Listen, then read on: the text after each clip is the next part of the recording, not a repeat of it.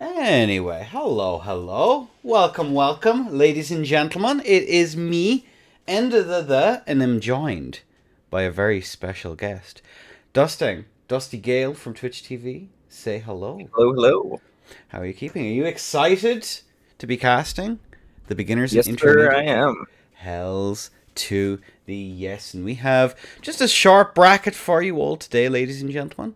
As you can see here, there's about, I don't know, there's about 5 players here, so we're just doing a small little round robin. And Saucy has asked me, do I eat worms? I don't, as spooky as that would be. But Dusting, do you eat worms? With ketchup, With ketchup. fried. Not a mayo guy for the worms. I would have thought that that would have kind of added to the consistency just a little bit better. Unfortunately, I'm not big on eggs. I don't like mayonnaise as much as the average person does. But would the worm to mayonnaise ratio have to be different then in order for it to be something you'd be interested in? It would have to be like 80% warm, 20% mayo for me to have any interest in it. It is spooky season, and that is pretty fucking spooky. So, but either way, howdy ones four, welcome in. But yeah, we're just waiting on our players, so it's going to be Silver versus User. I think I'm pronouncing that properly. Silver, of course, is a mage, and we actually discussed this, Dusting, before we cracked on. You've said there are quite a lot of mages that we've seen play in these tournaments in particular. How's it been on PSN side? Has there been many mages kind of knocking around? There Looking for have money. been, and it's pretty interesting to see people adopt that playstyle because Pure Caster is definitely one of the highest skill ceilings in the game. It just takes so much to make that build work. Yes. There's a lot to go into it. Yeah. And what have they been using then, out of curiosity, as the emissary for PSN today?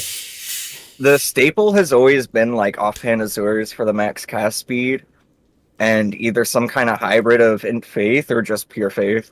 Wait, Silver, are you? So Silver said, "Are you calling me caster? Aren't you a caster? Or have I completely messed up?" A tenor says that I'm completely wrong. Have I mixed you up? Silver's not a caster. I'm so dumb. I've been spreading misinformations online. Oh no. Exposed. It's about fucking time someone took that shitter end of the line down. God damn it. People casting in comp? Yeah, they are cursed. Lucy's been doing really well. Gryffindor. But who are the casters on PSN, out of curiosity? Uh, well, I can't really put out a bunch of Oh. names, but myself for one of them. Um, there was someone I fought yesterday that was really good. I can't remember their name on PSN. That's the big thing. I have a hard time remembering usernames between That's no Twitch worries. and PSN. It's kind of hard to discern the two. No, that's fair enough. But Silver, you, sir. Both of you are on, so if you could join World, that would be absolutely phenomenal. And I'd call you nice words. Ask bro. No, no. So the funny thing, seeing Snap do some dirty Snapcaster. Yeah, he's still knocking around, isn't he? I think I've seen Snapcaster. World not open? Interesting. I thought I opened it. Oh well. End of the silly. Give me a moment. To Wanders. And turn on PvP. There we go. Nope. There we go. Now it should be working. Now, there you go. The world should be open now, folks. But yeah, Arithmic used to do a little bit of casting every now and again, as far as I remember. If I remember correctly. There was Snapcaster, of course, was famous for it. Hilariously. Who'd have thunk it with a name like that? There's been a few. Luber on that war crime of a build that he's been known for using as well. But on PC, there's Angres, Gryffindor, Lucy, of course, is absolutely lethal on Mage. Alright, there we go. Yeah, Purecaster is a thing of its own. Just like imagine having every attack button tied to a resource. You can't just mash out of hit stun. What? Mash, but I only speak in Mash out of hit stun. Dusting, what the fuck? Exactly. But either way, we do Limited hyper armor options, very difficult. bro, that's messed up. How do you even play the game with a hyper armor? Either way, let's take a quick peek at the builds. Uh-oh. Uh-oh. We have the 44 endurance, 51 strength here from the side of silver. Not quite sure what he is in his main hand, just because it seems that the overlay is a little bit bugged. But you, sir, uh-oh. Are you seeing what I'm This is seeing? gonna be a good fight. It's gonna be Beast Claws. Uh-oh. Yeah. I think I know what's on the horizon here, my friend. And it might be... Oh, it's a dagger off shield. These builds are almost identical. Interesting. All right. Will you do me the pleasure in counting me in? Alrighty, going in 3, 2, 1. Boom. And there we go. We are going to have the bolt out. The physics are going to be drunk. And it does seem as though Beast Claw off dagger. Uh-oh. Uh-oh. It depends what Ash of War he has on here, because there's one very nasty Ash, which has been on my this needs its time in the Hague moment. It's the hyper armor one, which is utterly insane. Oh my word. Good trade though. 280. Slowly but surely silver is getting chipped down here. Obviously the hyper armor is going to be kind of nasty, but the weird hitbox and the weird attack angles that the Beast Claws come in on might actually be very, very difficult. Was that run attack is just going to go completely straight. As that run R1 from the side of you, sir, is going to try and get just an extra little bit of damage. Neither side has really hit each other all that hard, as we do see that swap over to the one-handed on the KGS. There's a follow-up. R1's managing to just clip the heels there at the end. User is going to have to be a little bit more careful here, as his life lead early on is now being slowly but surely eroded. Standing R1 into a bit of a trade here. There we go. That kick flip there on the R2 was quite nicey. These two have shown excellent roll discipline so far. They're doing very well at reading each other's movements. The lat is also going to be a little bit difficult. It is going to be North America versus EU, although it is Western EU. So we're looking at somewhere between, what would it be, like anywhere between like 100 and 150 ping here, which is, it's definitely playable, but there's going to be a little bit of, easier rolls here, especially on those Beast Claws, considering how nasty, absolutely vicious those recovery windows are in that. Have you ever looked at the... Oh, they swap over to Raxasha! Uh-oh. Swordland's coming out. Trying to go for a nuclear attack here to kind of end it out. But will he be able to... I don't know. I don't think he's going to be able to actually survive the trade here, especially with that... And the off dagger here can come in pretty clutch as well. Like, slowly but surely chipping down. This might very well be insurmountable here for you, sir. As we Yeah, this is very ambitious here. Although, if there's anything that might be able to nuke silver down, it's definitely going to be that R2, R1 combo. But he just has to land it first. As a Bestial Roar comes out there, just keeping him under pressure. Oh, and the jump over the top into the attempted trade there. Silver takes the first round. Nicely done. What do you think of that match there, though? Kind of an interesting matchup. The Starfist finish, that was textbook play, honestly. Just waited for the right opportunity and then took advantage of it. Yeah, and very good plays at the start. They were taking some time to read each other's movements and figure out which options they should be using against each other. The Beast Claw sadly couldn't get through the hyper armor as well as they would hope, but yeah, there's something cooking there with the off dagger Beast Claw. Well, again, it's basically a little bit... That entire setup is just kind of a frame data stick, just with how fucking... Number one, how fast it comes out, and number two, just how little the end lag is, really, as well. It's like you go for a hit and you're just immediately gone. For something like a KGS, it's going to be quite difficult to hit it, and it does seem as though we're seeing a swap over to the LGS here from the side of User. Instead, the heavy one was just not doing it for him, and now we have that, but it is a swap to Shamshir on the side of User as well. Dusting. Darling, will you give me the count in? And we are going in 3, 2, 1. Begin. Oh, it's almost as if I had that perfectly timed. Holy moly. As we do have both of the players here. A little bit of a cheeky dagger to start off with here. Oh, but there we have the LGS is just going to go pressing. And press it will. How have you been LGS and Sham. What a match. How have you been finding LGS lately? Fighting against it specifically? I wish that they had kept the old hit stun, but you know, we live in a society, so you just gotta deal with it. And I will say the lat doesn't seem that bad here either, given that that runaway did actually work here. The spin slash there comes out on the side of the LGS. On this rule setup with sword dance being flat banned, I do feel as though LGS might suffer a little bit more, but it's still a perfectly serviceable weapon. It's pretty quick, has some Spinning slash has shown it can do just as well as sword dance. It has that heavy attack combo out of the pre-hit, turning with sword spinning slash, so it can do a lot. The one issue I found with LGS over the last little while, Dusting, has definitely been the oh my god, the swap over to Talons.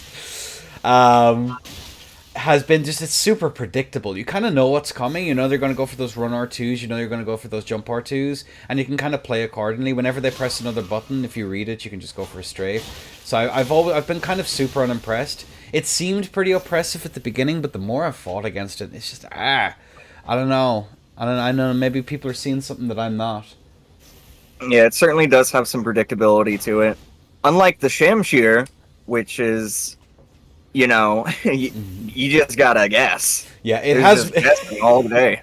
Shira's one really good button, that standing R1 with a block cancel, and that backswing to follow up on it as well is absolutely brutal as we see the swap over onto the dagger turtle here from the side of you, sir, who is going to take that stock. My lord. Jeez.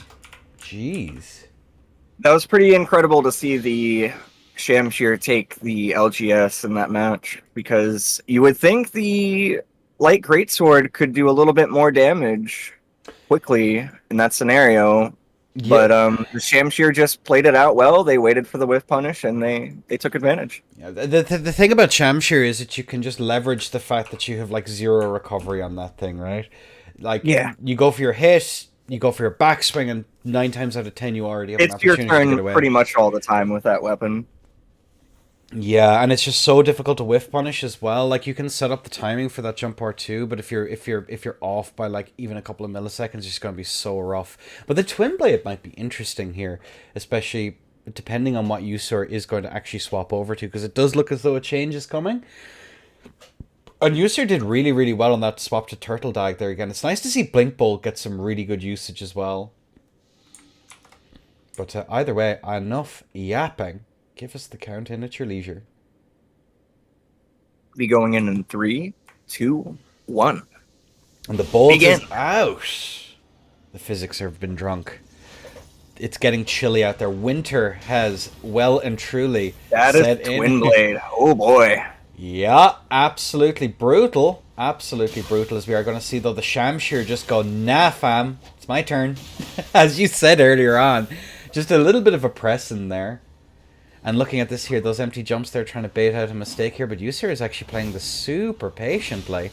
Missed the corner pressure. That could have been a game changer there if they got that off. Even a little bit of poise chip there, catch him in the corner and then go in for that run R2 would have been absolutely brutal. But honestly, the corner pressure, in my opinion, is so much more in the favor of Shamshir with those backswings. They're absolutely brutal if you can get that angle correctly. But look at that there. The Twin Blade is not out of it yet. But the strafe! That's great! Bro. Ain't no shot. As we are going to see that standing R1 there from Kilo, just to try and, just a little bit of keepaways here is another run R1. And that's going to be the status.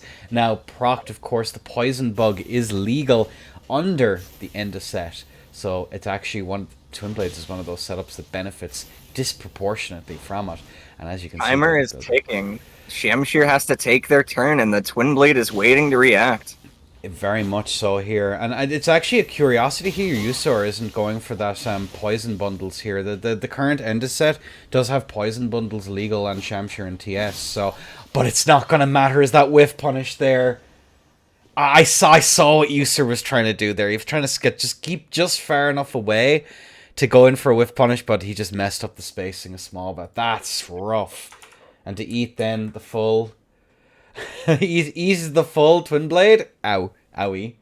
Especially... Yeah, no Sword Dance. Let Twin Blade do its work there. With Sword Dance, they could easily punish in that situation, but they don't have access to that right now, so it was a lot more difficult of a punish being able to get in the Twin Blade there.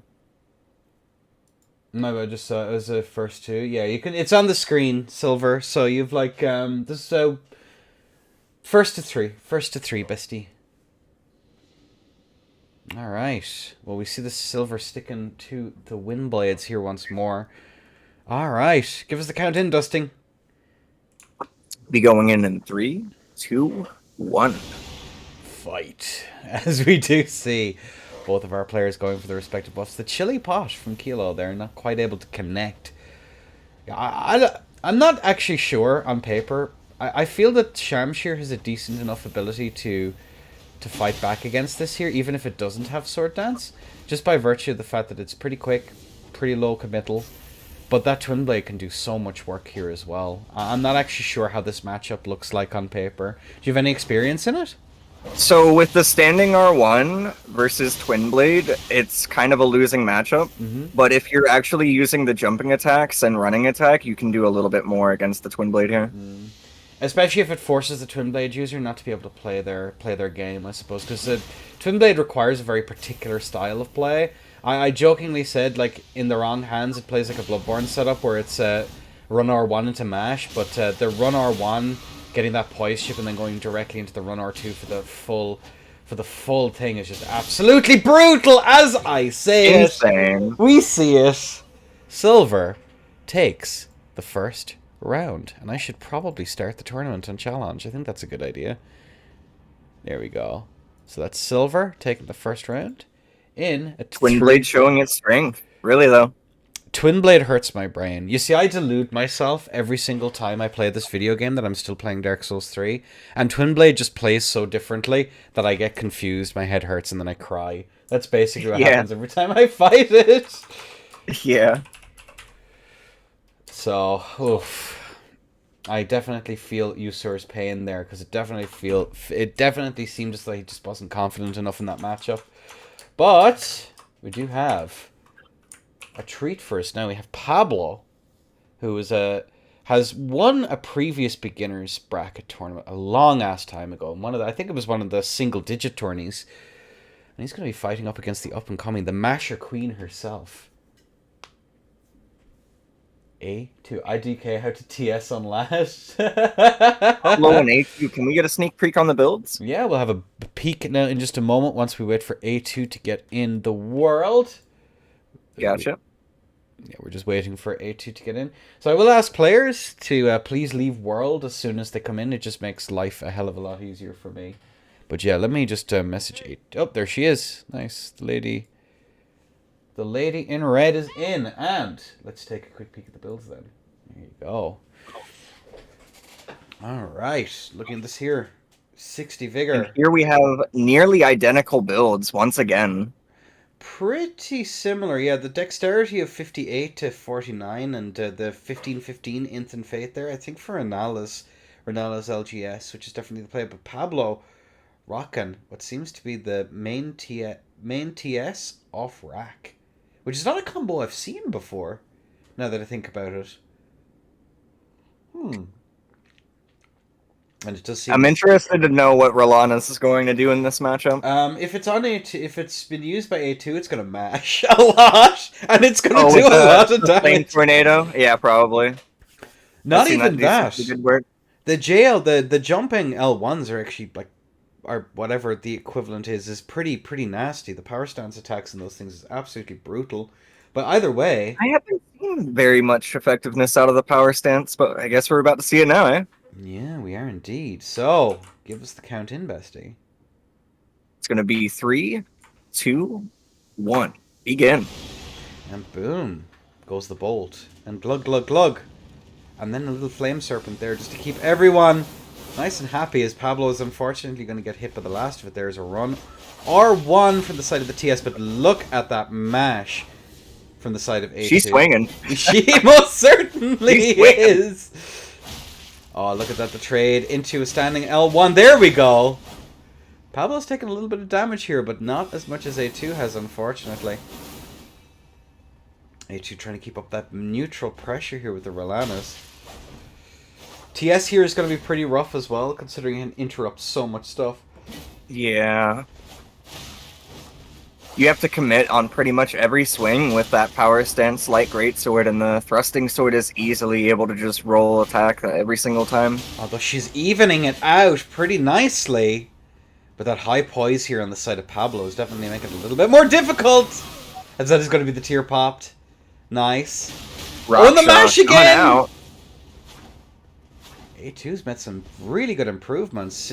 One of the things that I'll say is the meme has been that she will mash in any given opportunity, but the mash has actually been she's been super selective with the mash here.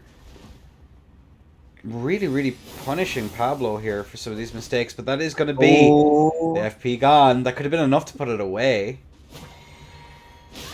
Uh-oh, the Iraq. Getting that hit, 21 HP. On the roll out.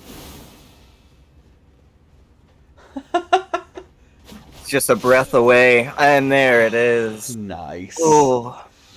Good freaking job. That is A2 on the scorecard. On the scorecard, Trevor Johnson, welcome in. Good to have you in, brother. There's a lot going on in this matchup, for sure. There's a lot going on. Yeah, the thing about it is LGS, especially when power stance, while it doesn't do as much poise damage as you would like, can still just output an insane amount of damage, like if you manage to land it. And as A2 has proven, you go through that full attack chain and you are like... You could just cover so much ground. More ground. There's also something about just the unconditionable mindset of, yeah, I got hit, but I'm still pressing. It's my turn. I don't care. You just take control. You just throw your opponent off, and now they're like, huh, what do I do next? You can't play chess if you flip the board, is always the thing. But Dustin, give us the count in once more. It's going to be 3, 2, 1. Begin. Bolt is out. Rar X3 from across the scene, as we do see a flask punish here. Oh my lord! Very rare in these tournaments to actually see flask punishes happen that often. Oof. A2 is still behind here by about 200 HP, which is kind of interesting. Oh, that backswing was risky here, given that he should know that she's going to mash. I mean, the thing to do... The thrusting sword is expecting a roll, but then they just press out of it anyways, and it's really throwing their game plan off because they're not able to keep priority. Yeah, it is exploitable. That mash is always a little bit exploitable. You go for the pre-space out when you kind of read the mash is coming, and then you move in and get that whiff punish on it again, and you just rinse repeat until they run out of HP. But easier said than done here, especially given that A2 is pretty nasty with these things. I mean, look at that, evening this out pretty substantially here. But look at that there. That is going to be the tier gone for both of them. Pablo actually behind now by like, what is it, like 100 HP thereabouts? And yeah, it's incredible what the prosthesis talisman can do with those consecutive hit buffs. He's actually winning the trades, even on counter hit, because of that talisman. And they're both within like 200 HP of each other. That's crazy. Oh my god, the last one actually connected. A2 probably a little bit low on stam here. Oh, this could be anyone. Oh my god, it could be! And A2 takes another one. Bro, someone caught stop on the roll in, thought he was safe, didn't roll far enough though. I'm pretty sure that was a body block on the roll at the end.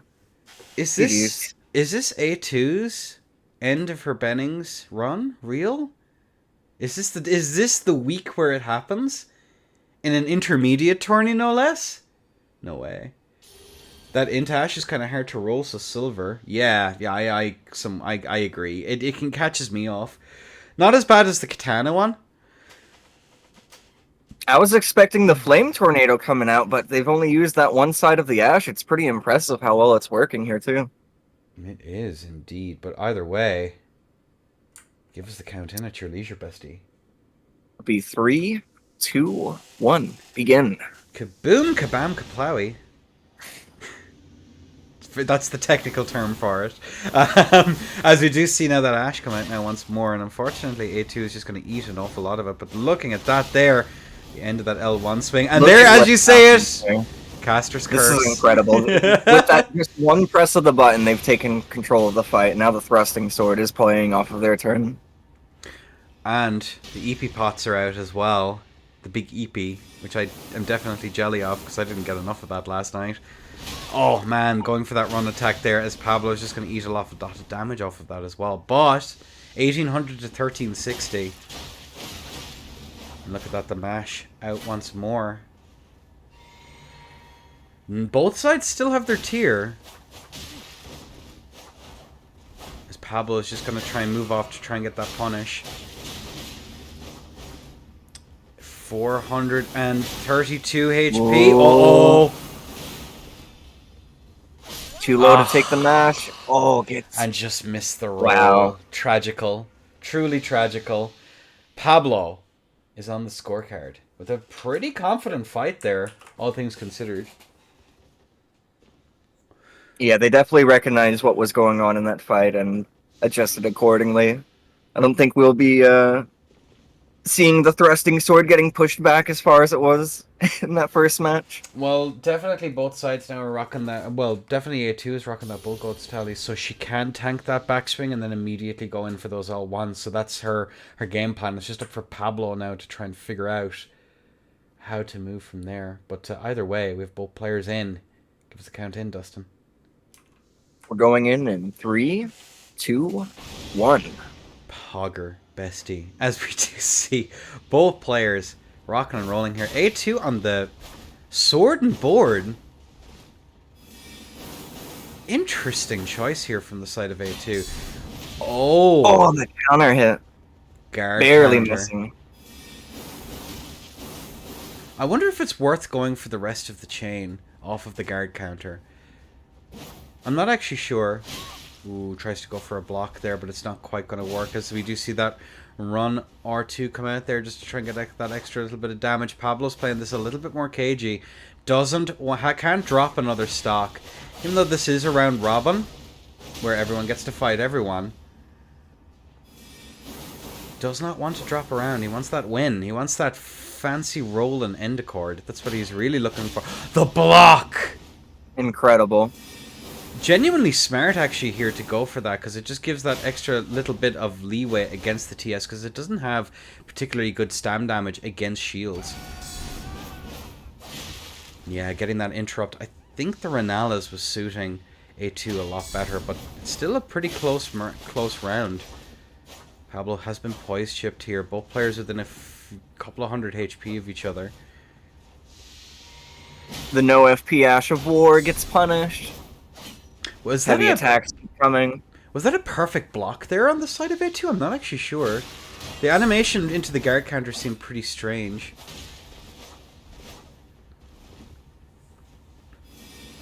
Ooh, that trade. The Ash of War. It was a see good... some big prices happening. Oh, A2 is so low here. I'm not sure. Unless she's able to stall out the tier here, I'm not sure if... Well, that's the tier gone.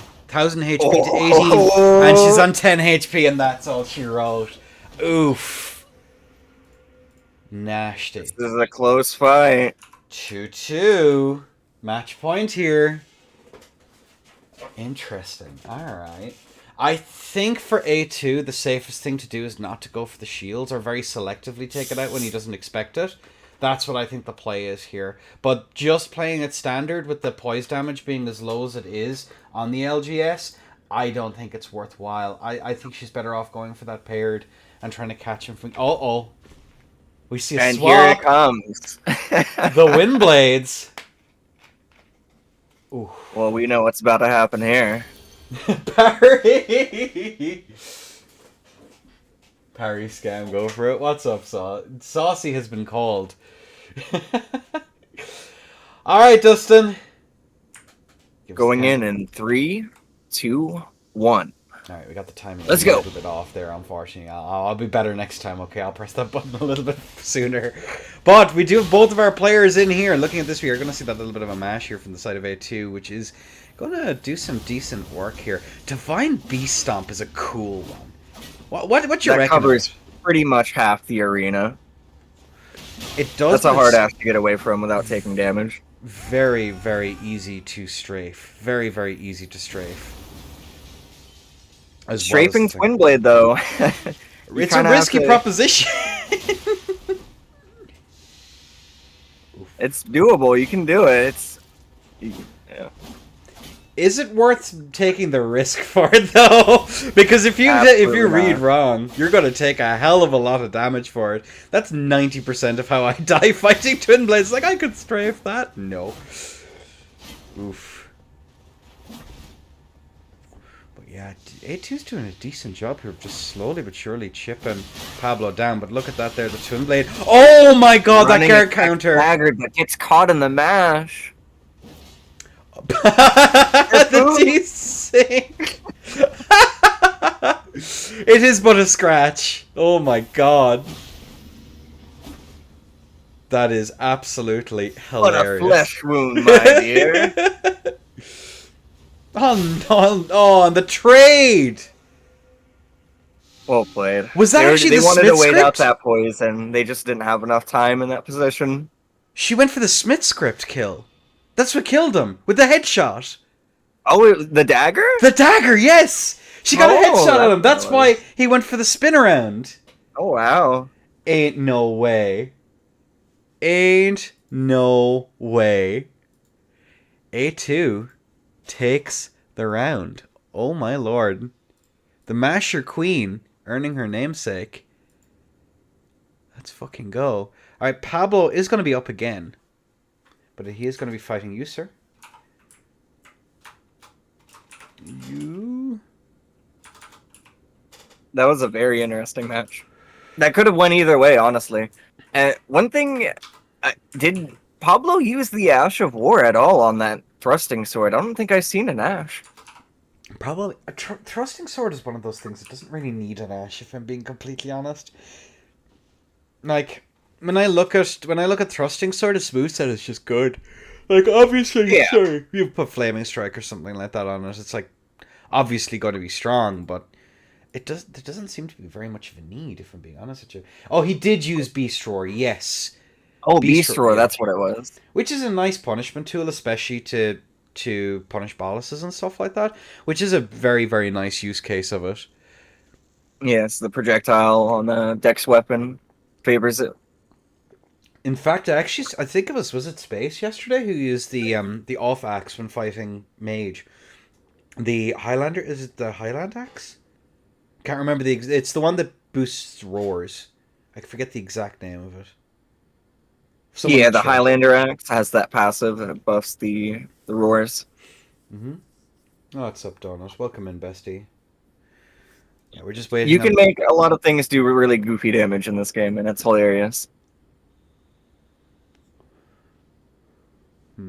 Alright. Now, as I get my shenanigans. I mean, the boost is pretty handy. Any damage boost you can get, given how damage multipliers work in this game, is generally a pretty smart idea. But either way... Highlander, yes. Thank you, Trevor. I appreciate it. So it is the Highlander axe. But... Are you ready, Dustin? Yes, sir. Alright. Well, ladies and gentlemen, on a 3, 2, 1...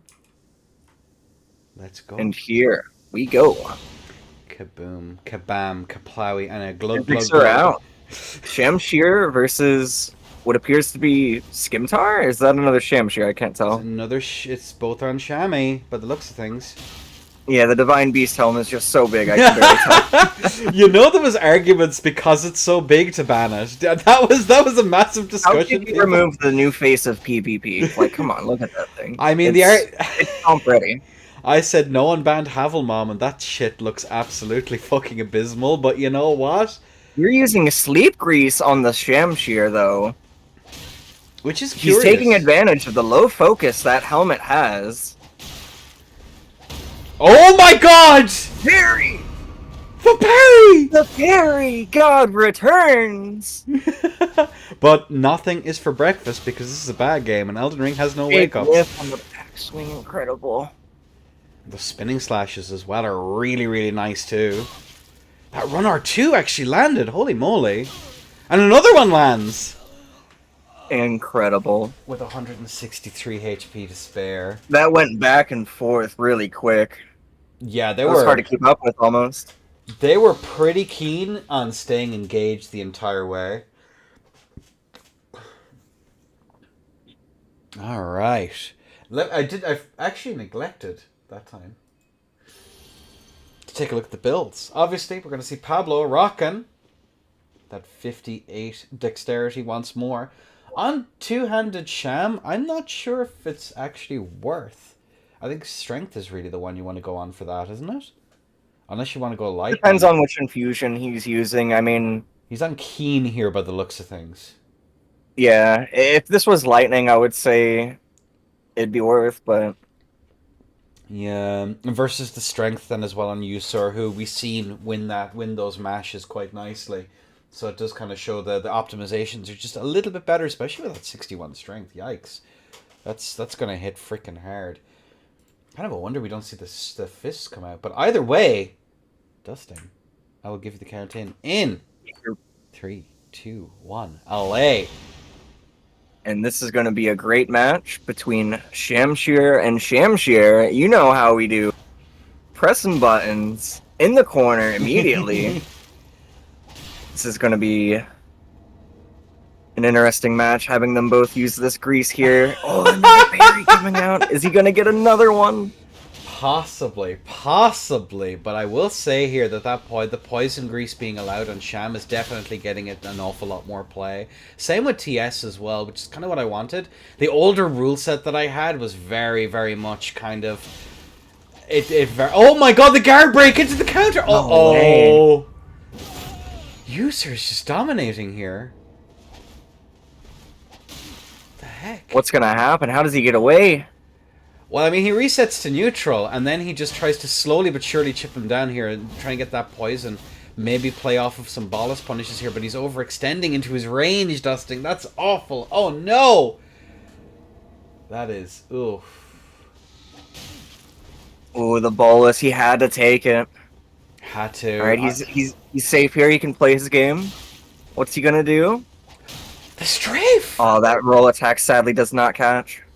It was really good strafe here on the side of... Oh my god, the parry comes out again! Oh no! Oh, the blink bolt here on the dagger. Blink bolt dagger, no! This is Halloween, that's probably like the scariest thing. But Usur doesn't have bull goats on right now. I'm not sure if he needs it though, but it did seem as though both of those hits did actually stagger. So yeah, that is a bold move. Playing very bold without poise like that in this tournament setting. Very freaking bold here, as we're seeing here the turnaround, but it's not going to matter. Oh, nice 2-0. Uso just took that lead and held it. He was not going to let control take out from his grasp. No, looking at this here, he looked. You used the word control. He dominated, I think, that entire round up until the very end. I'm not sure if there was a tally swap involved or if he just said, "Fuck it, we ball," and just decided never to use. He was probably just so comfortable in that setting that he said, "I don't even need the poise talisman." You know, I'm gonna take a few hits, but he's 1 HP. That's all I need. False Vaughn has asked a question: are poison buffs banned? And nope, none of them. None of them are banned. So the reason, so just as a quick heads up, the reason why I've done it is because with poison on TS and Sham banned, Starfists were just far too dominant. Along with the fact that I've also permitted Curse Blades in, so in order to try and get a little bit of variety in these kind of more competitive fights, I very much wanted to kind of see what would happen with the rest of the game. And well, we're seeing it here. We're seeing an awful lot of Shamshir, an awful lot of TS. It's exactly what I wanted to see, so I'm pretty happy there. But either way, Dusting, will I give you the count? We have another match. Beginning in 3, 2, 1. Kaboom. And there we have it, the bolts. As you take a bird's eye view of this fight. And I'm getting dizzy looking at this. Ugh. As we do see... man. The TS into Shamshir, the classic matchup. It's incredible to see that there have been almost no adjustments up until this point. We see the thrusting sword coming out versus Shamshir. A tried and true matchup of the ages. It's definitely very 1.10 of them. I will give them that. Yeah. Because Lord knows we saw enough of that last year. Holy moly. But yeah, looking at that. Oh, the strafe! Incredible Bro. backstab, really though. And then the sleep rock into. Oh, that's Oh. yeah. Taking advantage of the low focus helm, knowing how to strafe that attack and how to punish it. That was just genuine textbook. Oof. Textbook plays. And again, yeah, going for that going for the focus, because of their focus being so low, the fact that you can get those procs off is really nasty. We actually seen Saucy yesterday go for a really nice play of going for the ripple axe against people with the beast helm, which was freaking hilarious to actually see that thing be taken out and used. And Ripple actually, axe is an amazing weapon. it can build that sleep build up is absolutely obscene on that thing. Absolutely Well, you can obscene. do poison, you can do bleed, you can do sleep. So you just shuffle between those three statuses and you're gaming. Gaming, indeed. But we have to get our next two players in the house, my friend. Is going to be Shu, who will have to say it doesn't matter, versus Silver. So I was pretty impressed with Silver in that first round. That was some really nice twin blade play and a really good turnaround from kind of going for that KGS off dag. Actually, really, really nice stuff. So I'm kind of curious to see what Silver is going to throw out here this time. And it does look as though we're seeing the Raptor's talons, which is kind of It interesting. seems like a twin blade has become sort of like a go-to. Like if their current game plan has failed, then they switch to twin blade, you know? Let the Yeah, twin blade take over. it definitely feels pretty nice, honestly. That there's a bunch of the game actually has a bunch of top tier setups that are like super viable into each other as well, which is kind of nice. It's a wonder we haven't seen Curse Blades make an appearance, considering how utterly bonkers those things are. That's kind of the one thing I'm curious about. No, very few Starfists recently as well over the last few tourneys, so that's There's kind of a curious. couple interesting weapons that I haven't seen in comp play yet. Like the Falling Star Beast Jaw, for instance. Like that is an amazing weapon. I don't understand why people don't use that. I think it's down to an awful lot of people trying to, at least in the competitive scene, seem to avoid hyper armor as a general rule. It's kind of interesting. Most of them are playing on kind of very fundy centric setups that give them a lot of agency in a fight. And Yeah, while we've seen a the lot of fundamentals played so far, especially in that thrusting sword and Shamshir matchup. let me just ask Shu, where are you, my dear? Let me just track her down real quick. Get the bloodhounds out. Shu. You up, bestie. There we go. I wanted to. So Pablo said I wanted to make a power stance falling stair build, but it's literally impossible at 125. You either have no poise or 50 vigor. That's true, I guess.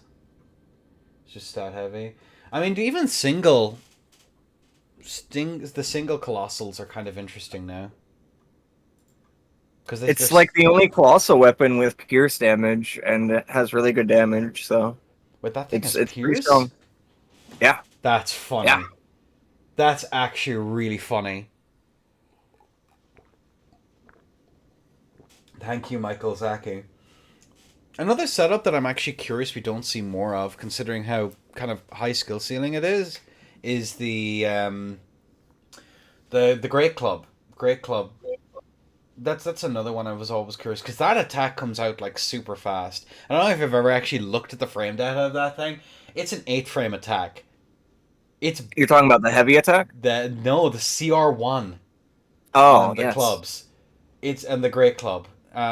It's really freaking fast. Just that weapon in particular. It's The that other move. colossals don't It's have that that. move set, and it's not the colossal version. I think is it the Great Hammer that those things are classed as? Okay, so Large the club. Sorry, Bloodfiend's colossal also has that because it's the same moveset. really? That's actually kind of nice. I know the prelate's weapon as well has that one as well, but it's a super fast attack. You have to angle it very carefully, and with an off dag, you can do some really cool stuff with it. But either way, I digress. Enough yapping. Let's take a look at the builds.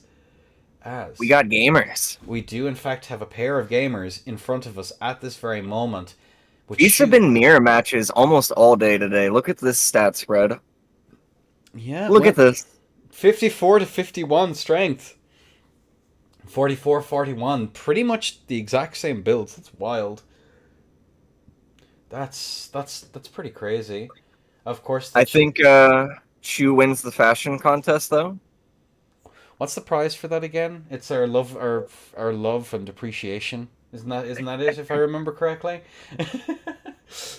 And condolences when they lose for having good fashion. Oh well. Either way, Silver's hiding their weapon. I wonder what they're gonna use. I think it's just the overlay being a little bit funky, to be honest. It seems it's twin blades here in the offhand and going for that poison bug to get the extra poison build up on the multi hits, which is quite nice. But we do have both of our players in dusting. And ladies and gentlemen, and a 3, and a 2, and a 1. Alley! We don't see the commander standards buff come out, but I think we know why that weapon is being used. It just has some really good range. Oh, Frosty. Okay, we got some Frost status going on the Twin Blade. I was expecting the poison to come out the rip. We might see the swap over onto the poison to get that extra little bit, but people generally haven't been exploiting that poison bug all that often. It's been legal forever, but no one's really done it.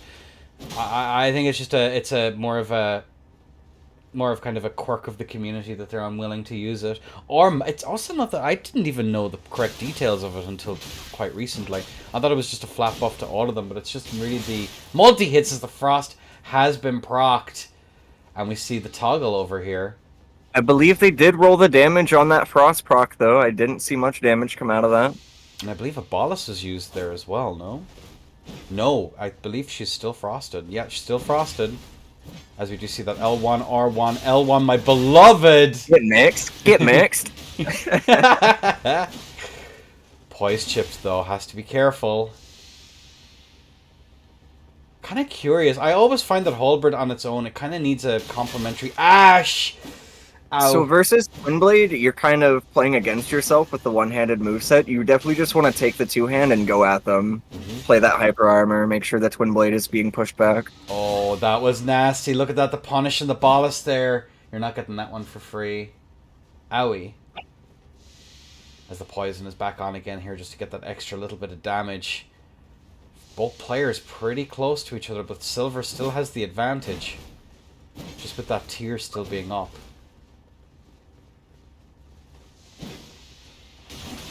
And no Ash of War on the one-handed halberd. Kind of puts you at a deficit here, but they are using the range very well in this situation. Yeah, but you have to be careful of that keep out here, especially when someone can get in that close. Oh, ouch. Shu. It don't matter, Shu, okay? You got this. Nicely done, though, to Silver. So that was looking good for a moment there, and then the Twin Blade came in with a running attack and ruined everything. I mean, that's the story of my life, pretty much, fighting Twin Blades. Yeah. But Silver's playing the setup really, really well as well. Going for that poise chip, going for those big burst damage run R2s. Really, really nice stuff. But Shu here is trying to get those keep outs.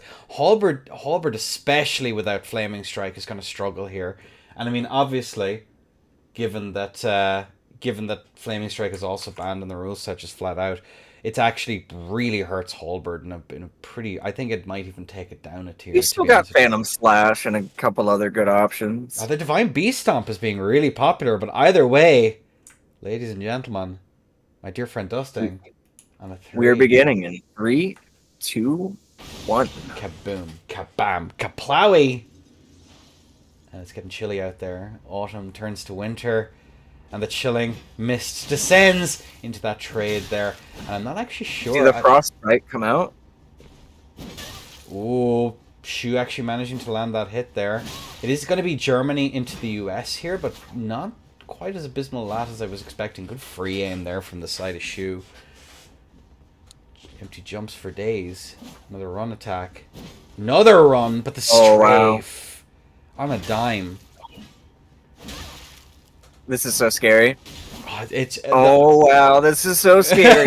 Look at the strafes all around. Holy moly! I identify with Shu here, and that every time a strafe happens, I just shit myself. It's like, please no, stay away from me. That is the thought process that goes in, but not after. Ooh, pressing through with the off-axe at manage. There was a swap being placed there.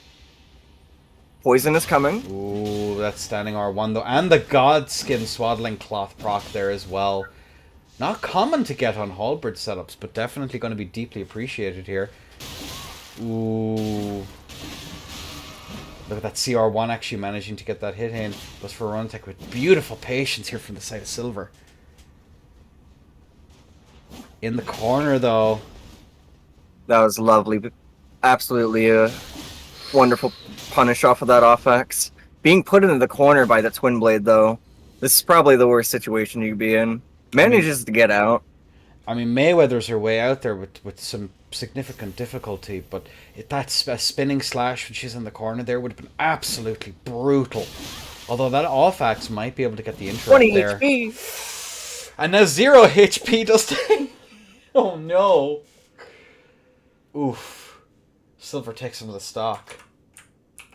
That's such an uphill battle against the Twin Blade here, especially when you're not using the hyper armor. I think that the two-hand might be useful here just for a poise reset, but you're so vulnerable. That is the standing R1s on halberd two-handed is just, it's not great. You do have the crouch attack. You do, but the range at that point then they're trying to go for a trade and you will 100% lose that trade. Like Twin Blades just do so much damage, especially if they have like the damage talismans all procced as well, or in the process of proccing. Like you ain't winning that if the frostbite exchange. is in place, there is absolutely no way you're winning a trade off of that. You wanna keep them far out and just get those interrupts whenever you can, whenever they try and engage. But the strafes here coming out on the side. Oh, that's a big weapon. the chicken wing. What was it? Someone, I think it was Embern called them the olives, the breadsticks from Olive Garden. Which is a pretty good name, I think. But either way, both players are in. I am ready. Gives the count. We are beginning in 3, 2, and 1. Boom. Kaboom, kabam. Glug, glug, glug, glug, glug. And the Golden Land is out. Cheeky start. Oof.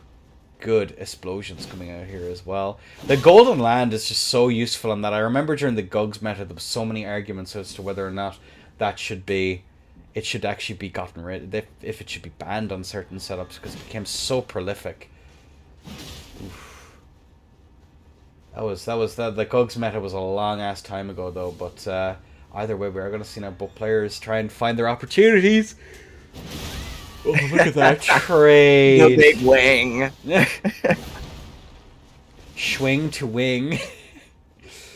Holy moly, the damage those things are able to output here. And Shu, unfortunately, eating up at that off dagger, coming in clutch with the backstab grab. No!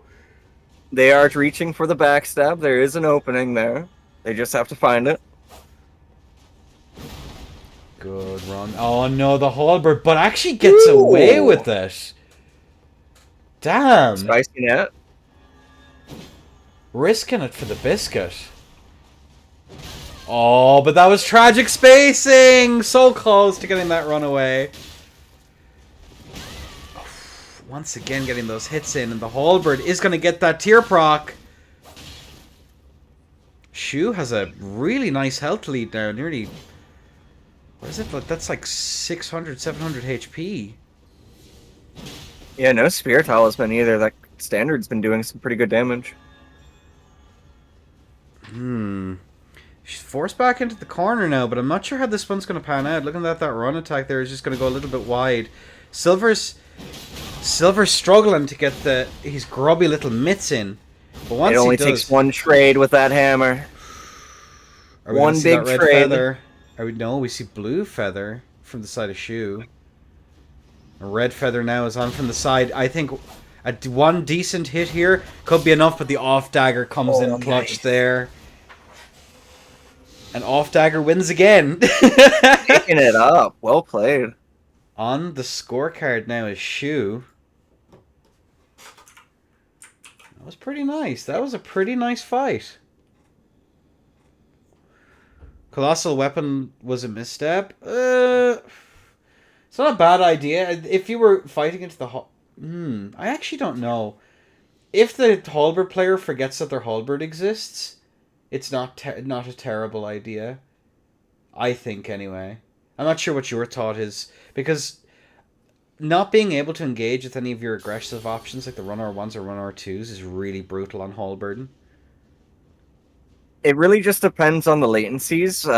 If you have good latency, you could pretty much win any matchup except dagger with colossal weapon only. They were using an off dagger with that colossal weapon, so they still were able to take control of the fight.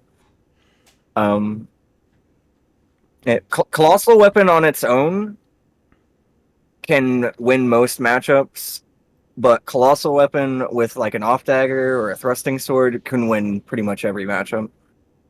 And as Darcy has quite correctly pointed out, and I'm stealing that, by the way, the Swance. The Swance is coming out. HGS time on the side of silver. But either way, ladies and gentlemen, on a 3, on a 2, and a 1, LA. Physics are out. No early punish on either end. We have Sword Lance and Commander Standard. Going to see a lot of jumping attacks. It's going to be a lot of spacing. Spacing for days. Waiting for a punish. That having that constant risk of running into hyper armor is always really, really nasty. Especially on halberd. But we do see the two-handed halberd come out here, getting that true combo. Was that true? Oh, but it doesn't combo on that latency. Oh no! That thing is able to do some pretty serious damage here as Shu is just trying to get these hits in, but those jumps over the top are going to be really, really nasty. A little bit of a crouch there from Kilo. Maybe taking a bit of a breather. You know, it's hard in the out cardio here. This running around. Oof. It's such a huge health lead. The tier is gone. Stormblade as well. Sword Lance just does so much on its own. It's pretty struggling against the airs is really, really nasty for Halberd, and the swap over to fists. The classic 14 finisher. HP. 14 HP and a dream, my friend. But that swap over to that red feather might be the play here as the Divine Beast Stomp comes out. All we need is one trade, one little bit of run R1 into the combo. Oh, that one. If she plays off two more of those, we're winning. She might have a tier skip option. I'm not even actually sure on that if she has a tier skip option. Although I remember the last time I said that, I literally, as I said it, died to a tier skip. No! The dream. Sorry for the gun kill. That is going to be silver taking the W. Nice. Good fights. Good fights, folks. Jeez. That Sword Lance absolutely messed up that halberd really, really hard. Yes, it only took one interaction and the health lead was set in place to where it was like you couldn't play into the game you wanted to. And now as we're kind of getting to that, closer to the halfway mark here than not, taking a look at the scores here, if Challenge would ever upload, it would be nice. Silver's currently in first place with 6 points, User with 4, A2 with 3, Pablo with 2, and Shu with 1. But Shu has only fought one match, so there's a ways to go yet. What's up, Callie? Alright. The El Pablo versus Shu is up next. So I'm kind of curious as to how this is going to go. If we see Pablo rock the off-rack... Did I say rack the off-rack? Like racking a shotgun, I'm not sure. Rocking the off-rack. Then that we might have to see a change here from the side of Shu onto something a little bit different, I think. The weapon setups have they've been pretty limited so far. People have been committing to their setups. They're keeping their swaps limited. There's been very few adjustments to these matchups. It's mostly been mirrors. Yeah, which is it's actually pretty good, honestly. It's the Ender set has always seen a huge variety of setups in these beginners brackets specifically, which is one of the reasons why I actually kind of enjoy it. I kind of enjoy the fact that people kind of play around in these beginners brackets. It's one of the reasons why I like hosting them just in general. Because you see weird shit. And you see people trying out some cool stuff. In the mainline brackets, one of the biggest problems I had is like 90% of people were just like messing around with nothing but Starfish. Like when all of your EU tournament is nothing but Starfish, you know that your rule set needs a bit of a rework. Yeah, Starfish can just do so much. I mean, there's a lot of weapons in the game like that, and just going through all of them, and trying to figure out what you want to see and what needs to be taken out. Yeah, I think experimenting with some wild stuff and allowing an odd war crime here as a treat. You can have a war crime of a build as a treat every rule set, which is a wonder we haven't seen some more of the bear claws come out or more talons. But either way, let's just take a quick peek at the builds as we have the opportunity to shoot stick into that 54 strength versus, the classic matchup of Dex versus Strength. And both of them pretty identical to one another. Interesting. Well. Back on that rack, the off-rack main hand S-Stock versus the Gugs. Poison Gugs, no less. Oh my word. But, Dustin, will I count you in? And here we go. On a 3, on a 2, and a 1. Allay. Physics are out. Rushing in with the thrusting sword. We'll see what this colossal weapon can do against this. It's going to try to take his turn. Yeah, into TS, it's going to be pretty Forced rough. Into a roll immediately. Oh, really nice play there from Shu. They're getting that animation blend into a little bit of a panic, and then the poison mist. Pablo, unfortunately, got himself Darcy there as... Oh no, the block! What? Oh no! 92 HP and closing! Oh. But wait! There's more!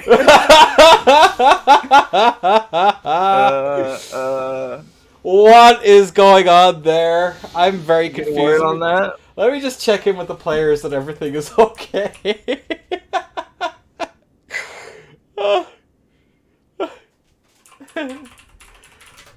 Question mark? I thought I'd dial him out!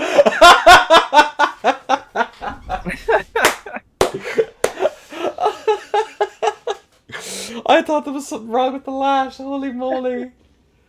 Oh, because Lord knows I know what routing to Germany can be like sometimes, but either way. Dusting, will you do me the honors? We are going in 3, 2, 1.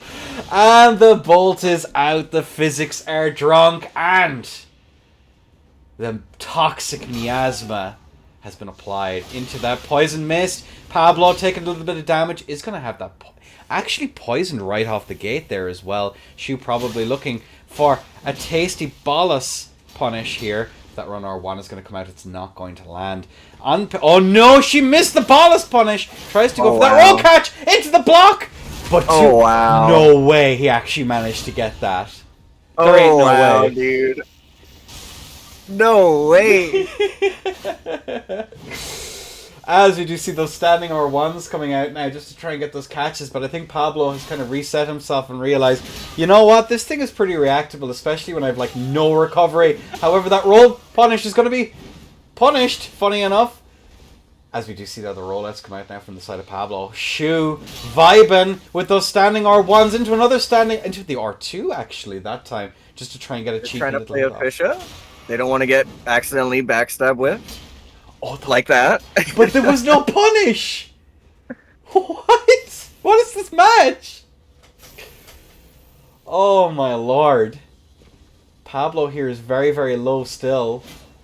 But those standing R1s can just interrupt pretty much every time she tries to blend in his face.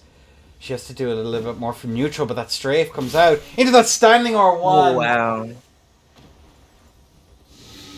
Matchup, diff. Doesn't matter to Shu. Oh my lord. Pablo's having a bit of a hard time here. What's going on? Yeah, the thrusting sword on paper would be winning this matchup, but there seems to be some kind of shenanigans going on where every time they try to attack, they get backstab whiffed. The tech. So I I don't know, man. All Just right. gotta do heavy attacks only, I guess. Go just exclusively kickflips. Oh my god. Is that the Duelist Event Network in my chat? Guys, I'm such a big fan. But either way, ladies and gentlemen, let's crack on. This next time. And there we go. The bolt is out. The physics are drunk. Dusting. Can Pablo come back from this? Can he do it?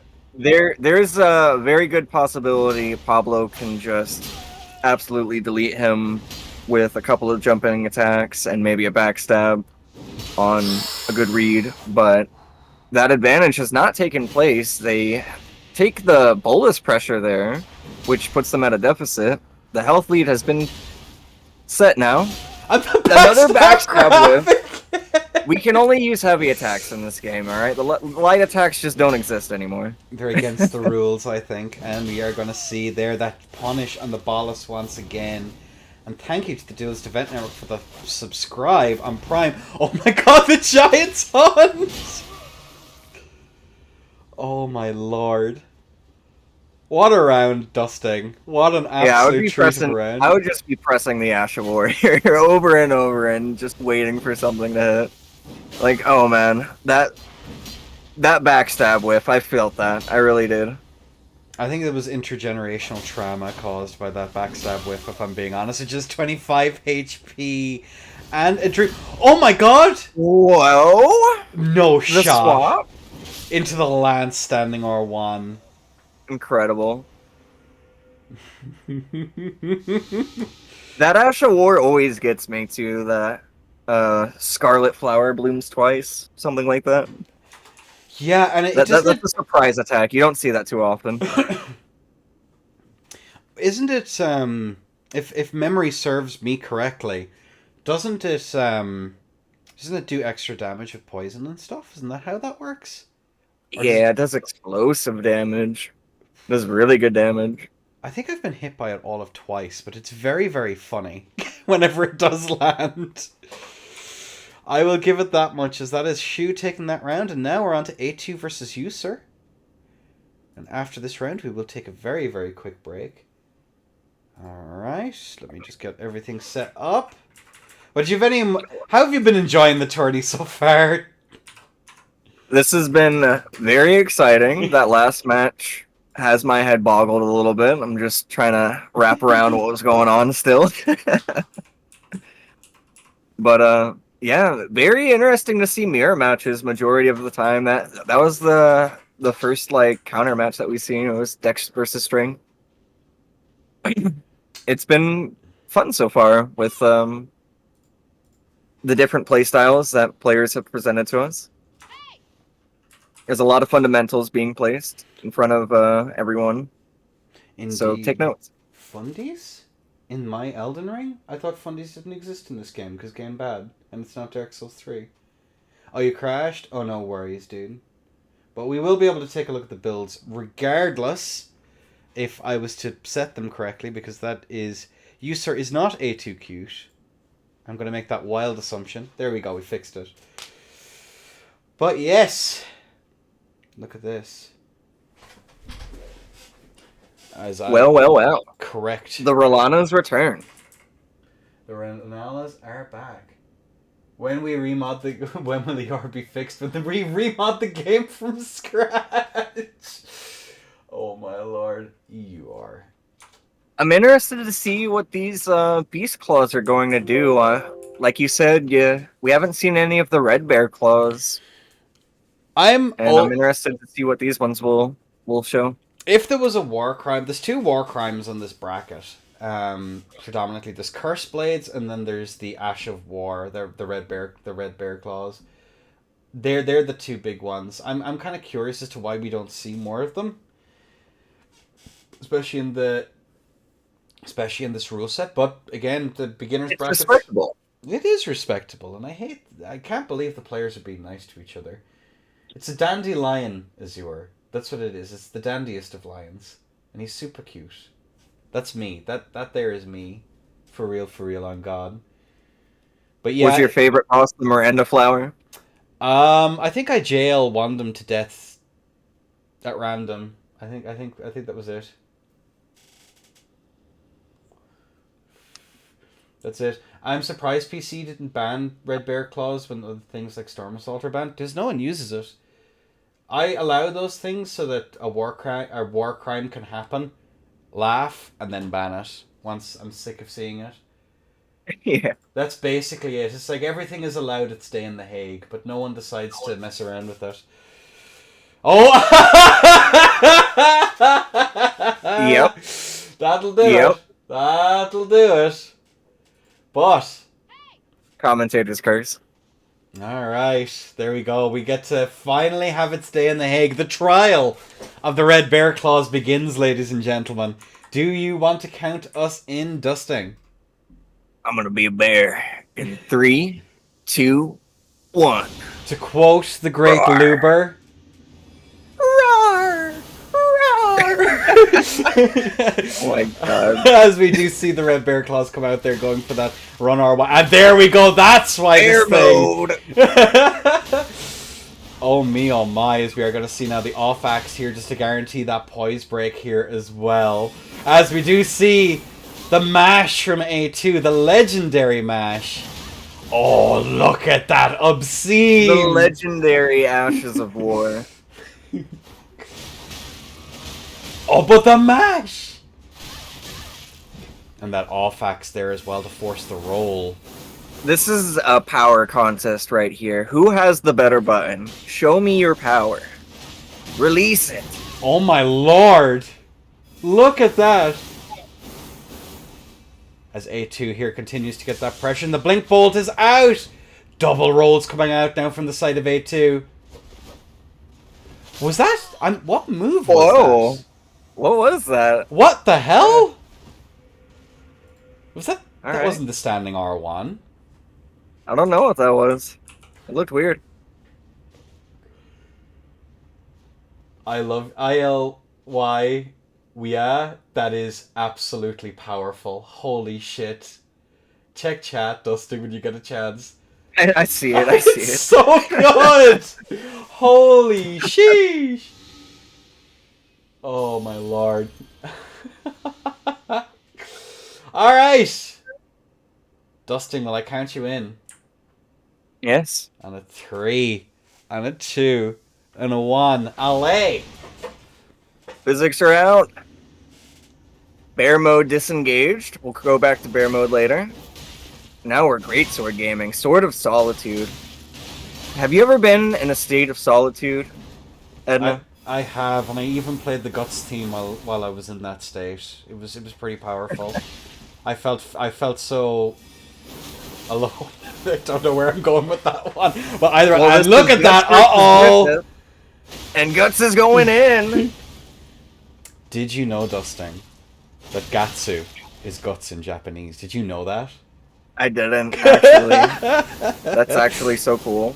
As we do see the spam coming out here from the side of A2, but that hyper armor is just going to get so much in the way here. And looking at that there. Oh, managing to catch the very end of that as well. The Ash of War Oh, in your the face. That's roll-in! a dominant play right there. Oh, but that roll-in was just tragic. Sorry, I interrupted you. What did you say? Oh, no! Oh my god.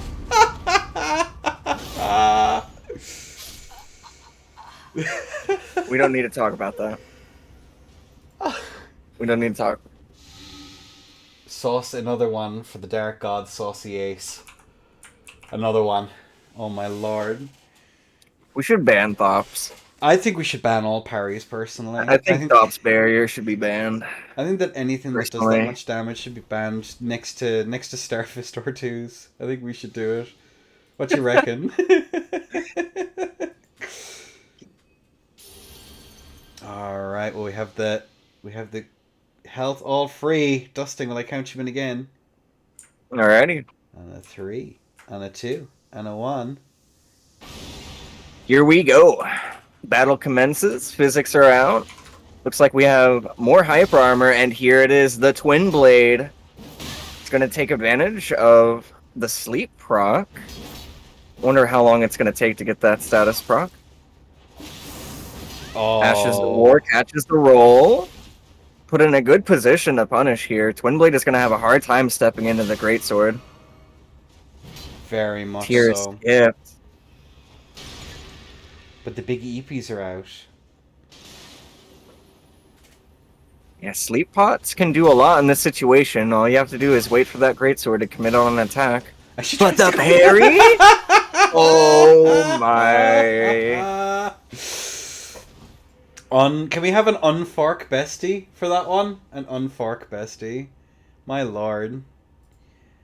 Alright, well that's you, sir. Or the duck will do too. The duck will do too. Alright. There we go. Alright, you know, I love Elden Ring. This is a great game. Seeing those parries come out. Top's barrier is a little OP. I think we should need to relook at that one. Just a little bit. But either way, ladies and gentlemen, we're going to take a very, very, very quick break. Just for a moment. Dusting, of the fights we've seen so far, what has been your favorite one? Either that last one right there or the one that the Rolana's Twin Blade. Those were both really nice fights. I like those. Yeah, no, it was really good. I still think the Gugs one, where the TS just kept getting backstab grabs. The backstab with So Infinity. funny. Just you're not allowed to play the game. You have to play this game. And now looking at the scores so far, so with 7 points for User, followed very sharply by Silver. Shu then coming up in third. A2 in fourth place. And fifth then for Pablo so far. We're going to take a quick break. Dusting, do you have any final words before we go on our break? No. Alright then. So I will talk to you all on the flip side, folks. Chachi in a bit. One more thing before...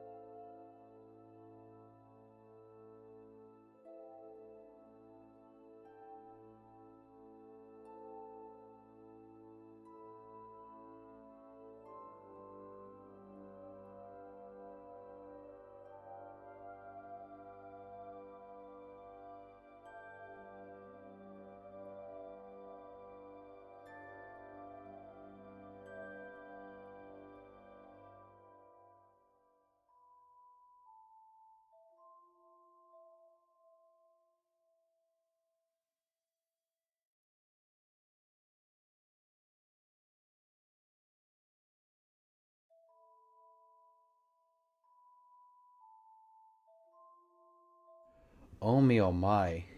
Ladies and gentlemen, Uh-oh. the torrent enjoyers are out. And the begging emote in front of it. Wait, hang on a second. I can get What do you do when you come face to face with a beast like that?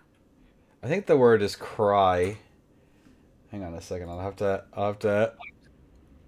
This is too beautiful. We gotta get the free cam to inspect.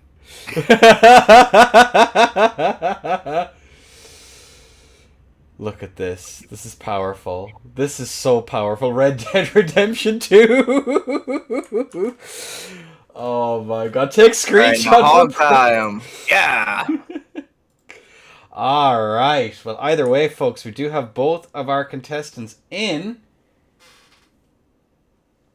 Let's take a quick peek at the builds, Dusting. There you go. Quick gander. Just a peek. A2 on the classic, 49 decks, 15-15. For those who are Stinky Gugs. Just wash your sword. Keep your swords clean. That shit gets rusty real quick. I don't know why people don't do it. But either way, we have both of our contestants in and ready to go. Are you ready, Dusting? And will I count you in? Yes, sir. All right. Ladies and gentlemen, on a 3, on a 2, and a 1. LA. Physics are out. Ooh, look at the aggression coming in with the Gugs. Gets tagged a few times with that Ash of War, but the Poison Mist pays off. That's going to add a lot of pressure with the status. Does not take long for the poison to build up on those colossal weapons. Yeah, He's just waiting for that bolus pressure now, and it does not take long. No buttons allowed. Oh, absolutely brutal. Jesus. That was nasty. Colossal weapon can do a lot. It really can if you're not allowed. If User has said, and I think I agree, I think A2 hits hyper armor. Just a smidge. Well, the power stance light greatswords actually have a good rolling attack, so you can play around it like that. It's just a little more difficult because you're not taking your turn back. You just have to play with that one attack. Yeah. I'm not sure. The thing about especially something that does low poise damage in general, you have to play the it Ash super of War, safe. though. That's true. Although I do see the swap over. I think that's the Rexasha here from the side of A2. Interesting. Either way, will you give me the count in, Mr. Dusting? Be going in 3, 2, and 1. There we go. Oh, the late rune arc, but that's okay. You can heal up. There we go. We're good. All right. That's it. As we are going to see the Battle of the Beak Swords. As we do see that follow-up R1 come out there on the... I don't think you need a roll here. You just need to press. The true hyper armor way. But Gog's hyper armor is bigger. It is. Yeah. Oh my That's god. gaming. That's gaming my right there. lord. Oh. Parry that. Go ahead. Do it. And the run R1 to finish it out. What on earth am I watching? Well met. Stood that aggression with even more aggression. The only thing that was misplaced there was the heavy load talisman to increase defense. Oh my god, that would be perfect. There's no way. Is that tech? That is tech. I'm taking notes for all of the tech lords out there. Okay. Dusting just taught you something. As we see the swap. It is a slower roll, and you get less distance on it, but it has the same frames as medium, so it's not like your timing's not gonna be any different. It's just you're losing range. Interesting. Wow. You just roll and press the Ash of War. Take notes, people of the arena. Now you know. I can't wait to fight that for a week. Either way, with both of our players in. Dusting, I will give you the count in 3. Well, in 3, in 2, in 1. Allez. Physics out. No early punish. Poison mist on the wall. Got the stinky Gugs. Another poison mist, waiting to catch that hyper armor. Matching the Ash of War with another. Oh, the standing R1 comes out there as well, just not quite able to connect. This is a pretty similar matchup because they both want to play in each other's strings. One of the biggest things that's going to be nasty here for A2 is outside of the Ash of War, she will get poise broken every time here by the Gugs, which I believe can whiff punish on reaction, or can not whiff punish on reaction, can trade on reaction with the rack. So that is a nasty thing in this matchup. And look at that, the R2 comes out, but it's too slow. There is something to take note, though, that the Rakshasa does have innate bleed, and that status buildup will take effect if the trades continue. The balloon will go pop. Oh, but not before the outmash. Oof. Owie. Just needed a little more there from the Rakshasa to break through the colossal weapon. They took that health lead early, so it was hard to get it back. Yeah, I'm not really sure. Wait, that wasn't match point, was it?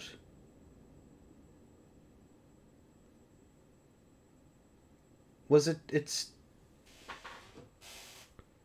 Was that match point? No, you're okay.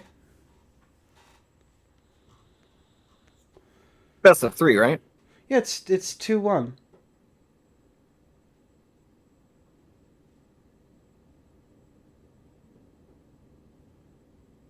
There we go. She's back in. Back in she goes.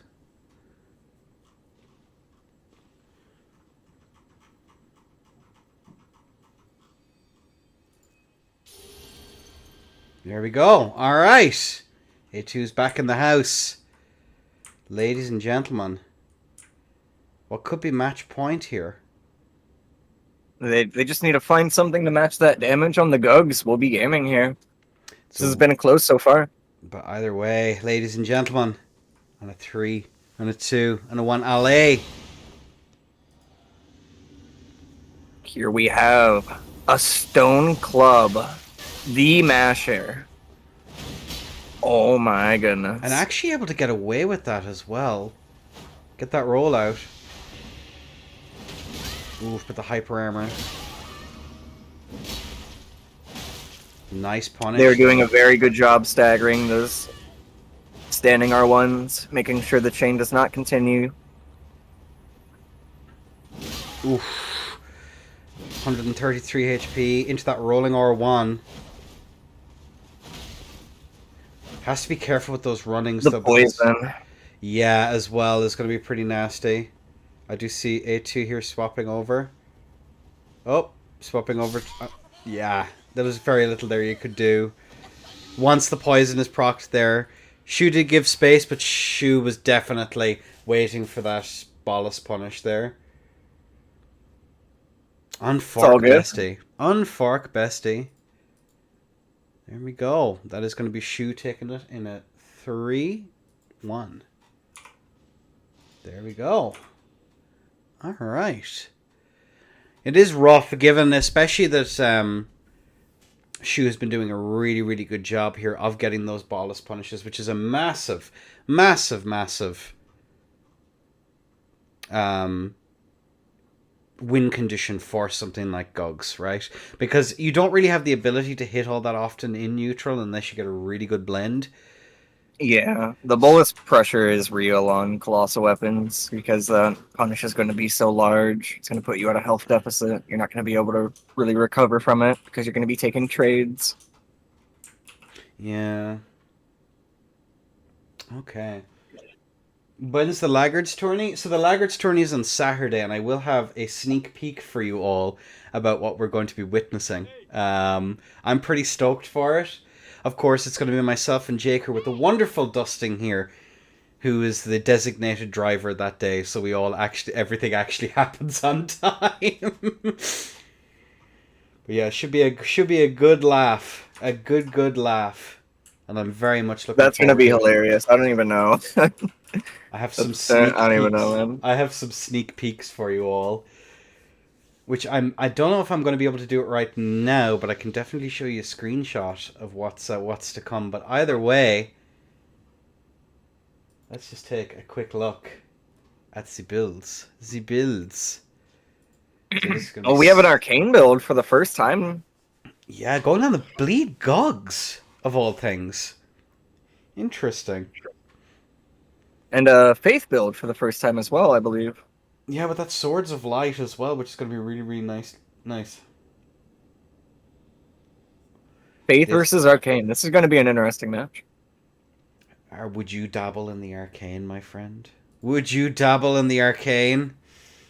I would. My first invader build was Dex Arcane.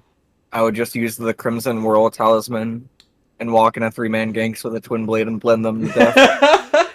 Actually, this is a callback, I think, to Pablo's in the first build that Pablo joined the tournament, this tournament circuit on.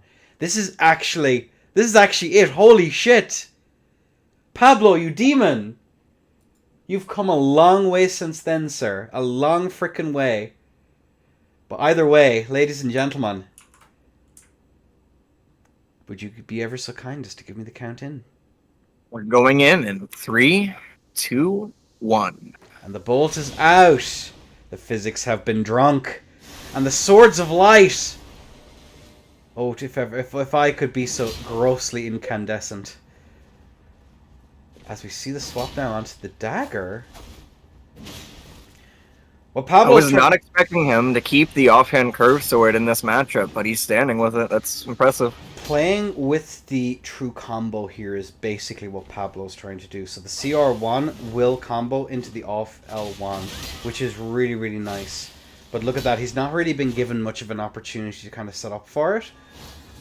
As I says, he deftly strafes that Sacred Blade. Is that an Earth Steel? I'm not actually sure which one it is. Oh, Probably I think that's an Earth is. Steel. Not actually sure though. No, that looks like something else.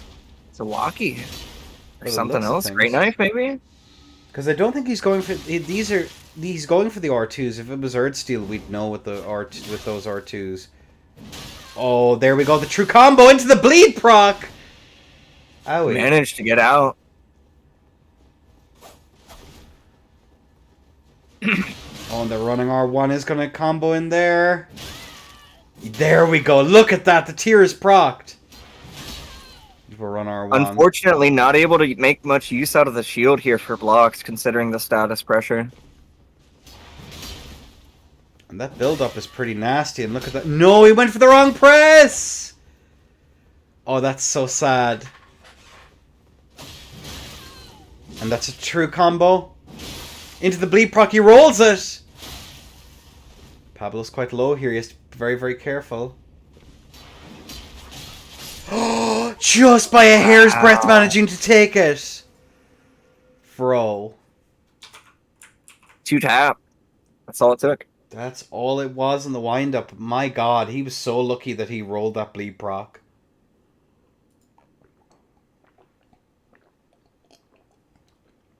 Oh my lord. But yeah, really nice plays here from Pablo, I have to say. And again, just a reminder of how far he has in fact come as a player, that he's able to really compete quite well and punch above his weight with the setup. Like a Gugs off CGS. Yeah. Again, that true combo into a bleed proc is utterly devastating though, so that's worth keeping in mind. Oh, we're seeing some changes here. Trying to get the saucy cosplay down by the looks of things.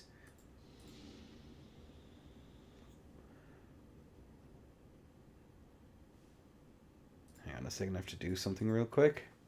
So I wonder what made him favor that dagger over the Earth Steel. Is there like a different status buildup or something we don't know about on that? Into hyper armor.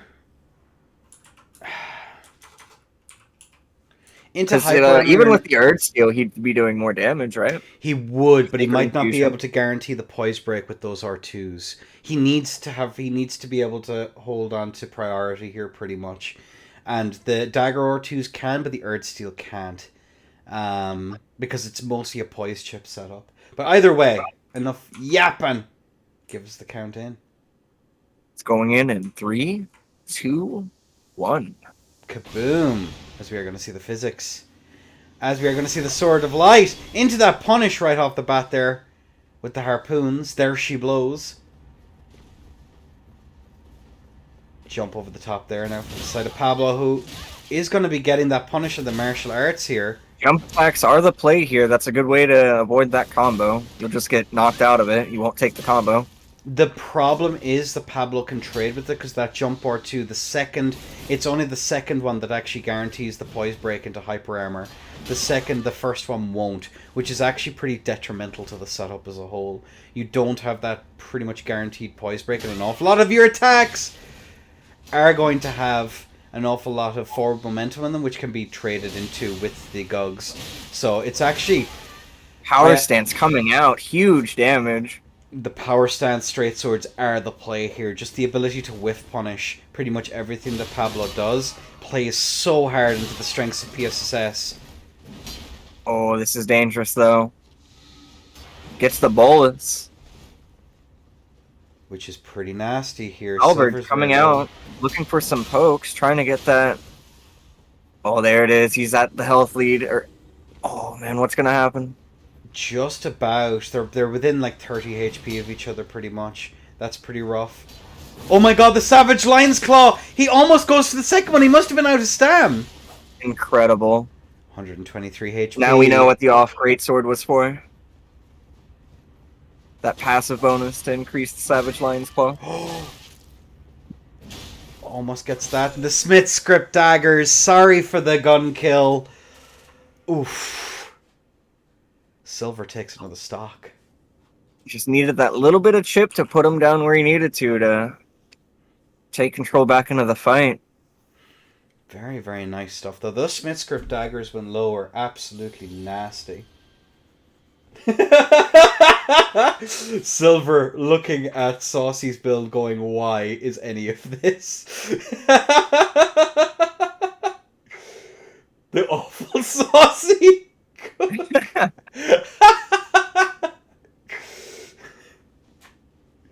Holy moly. Why can't I use the hooks?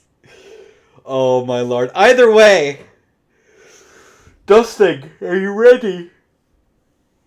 We are entering the match in 3, 2, 1. Alley, ladies and gentlemen, as the bolt is out, the physics are being glugged. And here we have it, the empty jumps here from the side of Pablo. But unfortunately, he's going to eat a little bit for his troubles. That was a good roll catch. A good mix there going for the run R1 as opposed to the CR1. It can definitely catch people off guard. Ooh, coming out with the pots here. Not a bad idea. Actually. What a jump. Oof.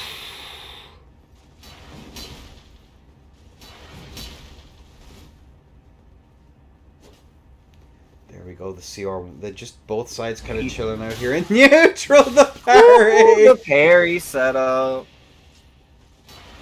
Do another run R1. That bleed buildup must be quite high. And there it is, the proc. Into that again. Low on stam though, not able to use that CGS. That run R2, oof. Double rolls out. Another CR1 into that standing R1, but good roll here from the side of Silver. Really trying to force a trade here, but Silver is respecting that setup. He knows he's not going to take that. Oh, that swap over to the dagger is really, really nice from Silver here. Both players having to play quite reserved as another run R1 comes out there just to try and get the catch. And another one. But looking at this, trying to set up for the BS. No. CR1 might have been able to get the catch there. Oh. Oh, man. What a moment there. Colossal Weapon whiffs. And against that PSSS, you do not want to whiff. Oh, speak of the devil, and it shall appear the savage lion's claw into the second hit it No lands! way! There is a bolus pressure here. He misses though. Oh, but he manages to land it just to hit in neutral.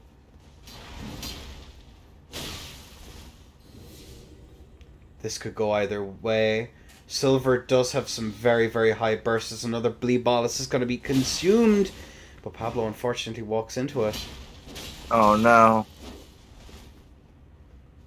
Is he within range of a CR1 kill? I think both of them are more or less one interaction away. But the daggers... Oh no. 30 HP. And a dream, my friend.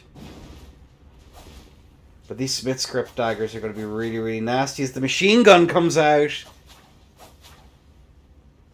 So you just have to try to play for a punish here.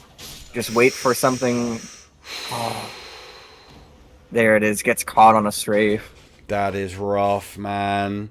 GG's. That is going to be Silver taking yet another win. Has Silver dropped a stock yet? I don't think so. All right. Looking at that here, let's actually take a quick look at the scores now as we've a couple more matches. Silver has not dropped a set yet. 3-0 so far. Usur with the 2-1. Shu with the 2-1. A2 1-2. Yeah. Rough. That was a rough one. Yeah, the one-handed colossal setups can do some really explosive damage. It's hard to get that damage off on players who recognize the combo and know how to play around it, though. You really need something a little faster to catch them off guard with it. It's usually where you pair offhands with It's usually where you pair those offhands with basically but the offhand is usually going to be a lighter weapon so you can get those hits in, especially like an off dagger or an off axe or something like that. It's just a little bit more reliable, and you still get a true combo that does an inordinate amount of damage. So yeah. I don't know, it's kind of questionable, but either way, we have both of our players in. Let's take a quick peek at the builds, shall we? And there they are. Looking at this here, the 42 endurance here from the side of Silver. 49 faith on the saucy A special. The loathsome dung eater is out. And A2, of course, rocking those twin blades. Yeah, the classic twin blades, 15-15, 49 dex. And 36 endurance here from the side of A2 as well, who is not swapping tallies, as you can see here by the blue feather being pre-locked. I'm interested to see how Silver is going to match A2's aggression. A2, Runark, bestie. Let me just ping her real quick. There we go.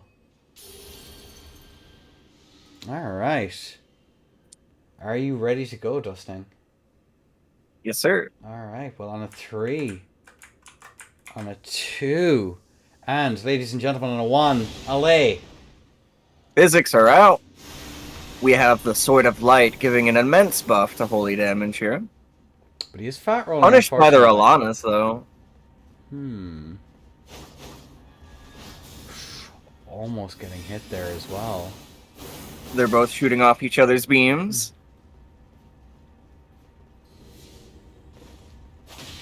Nice bit of pressure there from A2, though. Nice jump attack. Beautifully done. Gets away with it, too. Oh, and the last hit hits. And that R2 then just as a little bit of a thank you. A Silver is just getting turned into a match of power now. Power stance against each other. Who's got the better button? Show me your damage. And you can see how much damage is being shown, my lord. 1200 to 689. Both players still do have their tiers, I say, as now A2's tier has been popped. Oh, and that pressure there, but unfortunately, look at that! The mash. As we do see that attempt to self-proc the tier. Ooh. Is she managing to hit Gets him caught on again? the last beam.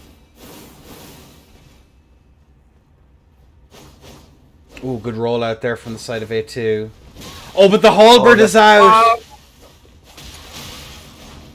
And that last hit is going to come through. 124 HP to 585 now. This is still winnable here for A2.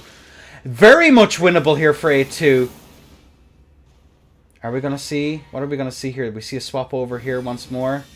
One interaction could do both of these players in. This could end in a stalemate. But the Smith The script daggers dagger. are out. I think A2 has the ability to trade with one of them. Oh no. Oh my Oh, god! no. 200 HP to 19. 83 No to way. 19.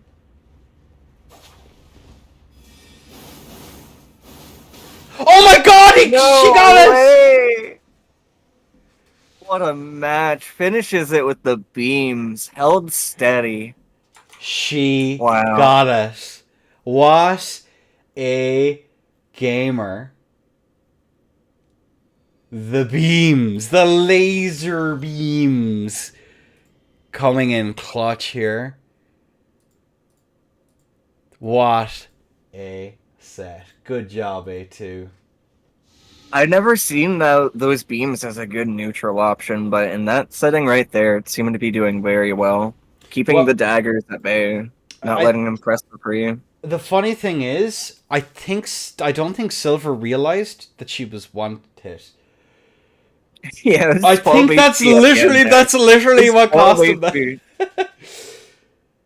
All right, we have both of our players in dusting. Will you give me the count in? Going in 3, 2, 1.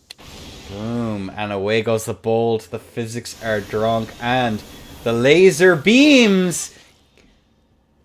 But A2 says my laser beams are better than yours. It's a good way to punish the Sword of Light there. And a nice little bit of damage off Now the he top can't get there. away. He's stuck in this position. Getting another little bit of damage there. Getting another bit of damage there as well. Almost managing to get the corner pressure there once more, but alas, not going to happen as we see the swap back over onto the twin blades. Those beams do not let out. Euphoria coming in probably a little late here. The health lead has already been set. Yeah, and as well as that, basically A2 can just afford to mash in with impunity here. Getting those interrupts with that Ash of War is going to be huge, but she has been poise chipped. Into the mash. Silver Look at the dance.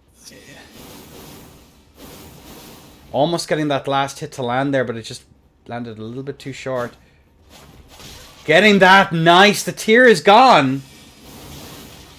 Getting another interrupt here. The pew-pews are just not working out here for the side of Silver. But that Sacred Blade is going to do some serious work as we do see the poise chip. Oh, into that run R2. Get some good health back off of the Godskin there, too. A2's found a way to actually get those punishes in. She's on 7 HP, though. No!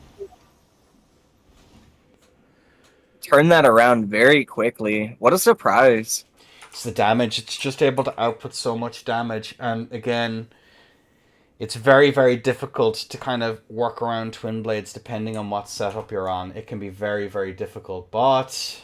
Well, the Black Knight Twin Blade especially is very good at doing that explosive damage with a higher amount of faith.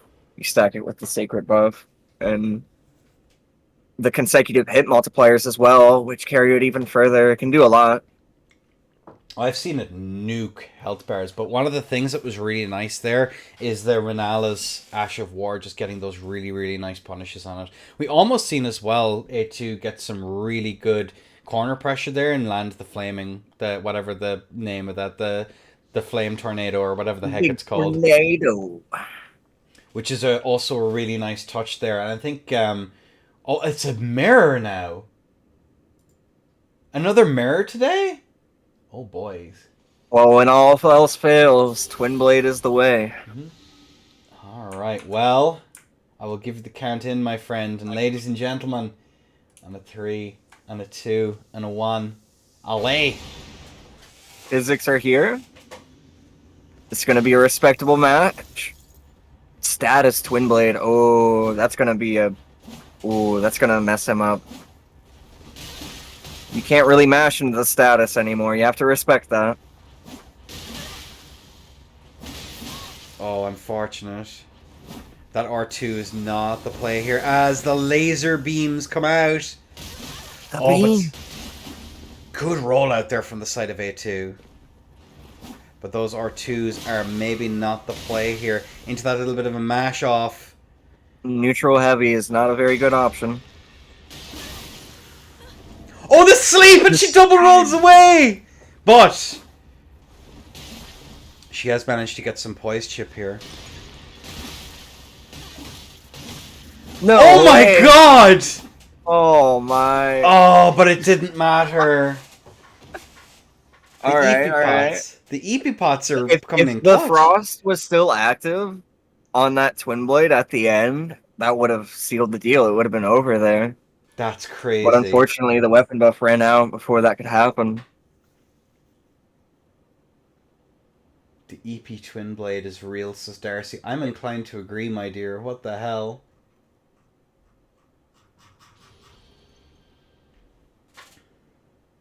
Yeah, they made some changes recently to the sleep stun to where certain attacks don't knock you out of sleep stun as they used to. Interesting, which is we've seen there meant that you could just stack so much damage over the top of it. Really, really nice stuff as we're just waiting now for the Dung Eater to get in.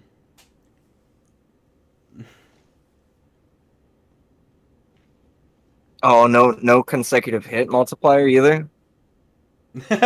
Saucy. Oh my god. Well, either way, give us the count in. Going in 3, 2, 1. Silver still not making full sense of Saucy's build, which is a completely understandable thing, I reckon. I kind of missed the Rolanas. The Rolanas was working very well. The sleep is actually a really nice tech here. A really, really nice tech. Oh, just a little bit too short. Oh, but that run R2. And the H6. Look at the damage. That was like nearly 1,000 HP.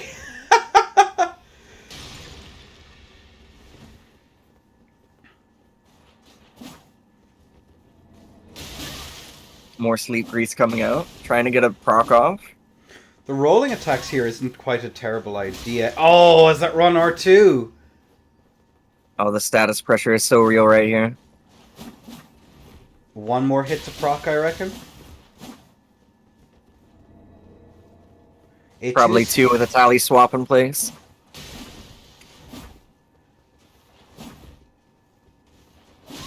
But he hasn't had a chance. Pushed into the corner, the worst place you could be. Manages to get out. Low stamina, couldn't keep aggressing. Sleep grease is gone again. Oh, it was too far! Oh man, if only that was free aim. Ah, unfortunate. Those Propeller- plays. Kirk Hammered has said propeller blade play fighting. Yes, real. They're about to actually try and lift the arena up with their Beyblades. Looks like Silver's going to take this turn. He's playing really freaking well. Very, very well. As we are now on the last match of the pools. So A2 1, Silver 3. And now we're on User versus Shu. This is actually a really competitive match. Very, very competitive match because this will determine who's in the finals. Which is, of course, going to be a best of 7. First 2-4. What do you expect to see in the finals for today? It's kind of hard to tell if Silver sticks to the saucy build. The likely for Mickey Mousery is quite high. So it's kind of hard to see what we will see. Although the Twin Blades seem to be doing an awful lot of work for silver. But as for whether if it's Shu, we'll either see two-handed lance or Gugs by the looks of things. We could even see a cheeky PSGS being taken out. I know she's a very, very good PSGS player. I've been on the receiving end of it more times than I care to admit. And what's the other person? It's Usor. There we go.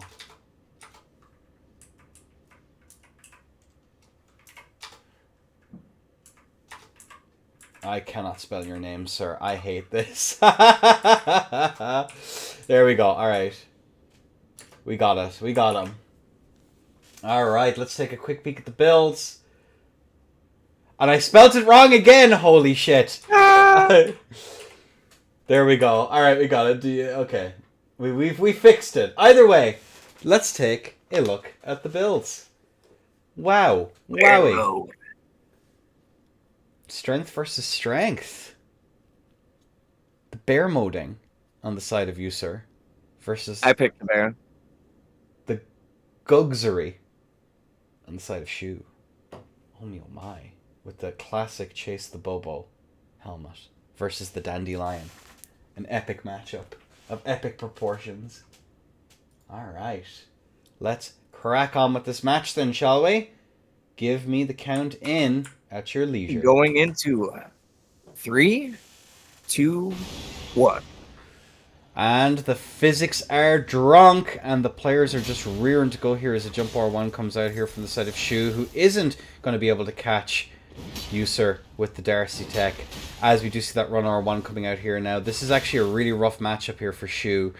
I don't believe... Oh my god, look at that Frost proc though. Into that run R1, possibly a misinput. The run R1's coming out though from the side of Usor. The amount of range that those things can cover is really crazy, but keep in mind, those things can be strafed. That standing R1 is very, very strafable.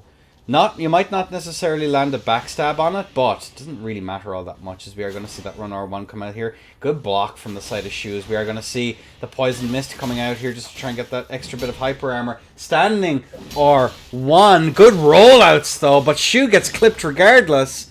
Far from being shipped though, as the funny comes out there. As we do see now those runaways coming out now from the side of Shu. Good jump R1 for right over the top into the bear claw, but the Uggs is too strong. A bad time to be you, sir. As the sheeps are out, but the dagger. The dagger, the dagger. The dagger in men's smiles. Very nicely done. Yeah, they just they knew that setup well, and they knew how to play around it, and they did exactly what they were supposed to do. Yeah, indeed. And one thing I do question though is why they weren't using a different dagger in the offhand to complement the bleed pressure that's coming off of the bear claws. Probably because the win condition of the build, especially into Gugs, doesn't really play off of the bleed, if I'm being honest with you. It's mostly going for that chip damage and just consistent chip damage all the way across, and then chase down. Some people panic roll the dagger. Some win conditions, I mean, it's useful to have an extra bit of bleed, but Stanky Ham, good to see you, brother. Meta this, meta that. Have you ever met a woman? I was talking to your mom last night, so I mean, that does help, Stanky. Also, TTVXX, the player XX, thanks for the follow. But either way... Continuing into battle. In 3, 2, 1. Kaboom, and the bolt is out. The physics have been drunk. And look at that, the Poison Mist comes out. As we do see both players now moving in. Good Poison Mist. It is going to land here for Shu. That's good pressure. Into that run R1, but the handy tech comes out there, which is going to be pretty rough. Owie. Yeah, he's just going to wait for that bolus. That's all he needs to do here. It's his turn. Oh, not anymore, though, because that absolute war crime of an Ash is going to come out into that CR1. Luber roaring in the background every time you use it. I need that as a soundboard, goddamn. Looking at this here, we are going to see some really nice moves here from the side of Shu, who does not want to overcommit here.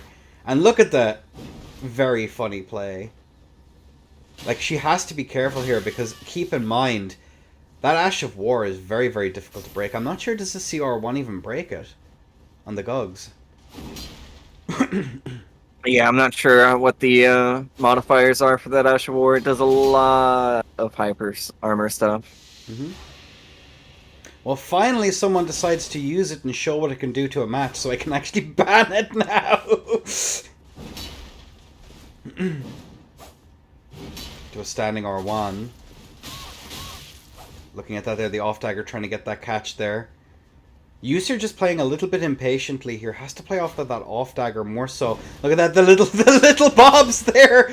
This setup is so scary to aggress with that Ash of War, you know? You try to step in and you're taking a big trade. Yeah, and now we actually get to talk about it. It's phenomenal. As we... Oh no, the status! Pressure was led up with the sheeps. Into a jump R1 coming out there. Nice feint. The roll? Uh-oh. What a whiff. Oh, man. Standing R1. Shu here finally moving on to that blue talisman as well. Blue feather's going to be pretty clutch here.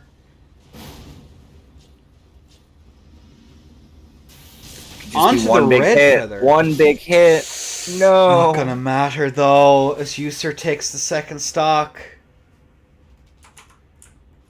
Swap to the walkie for a running attack finish. Not a bad idea.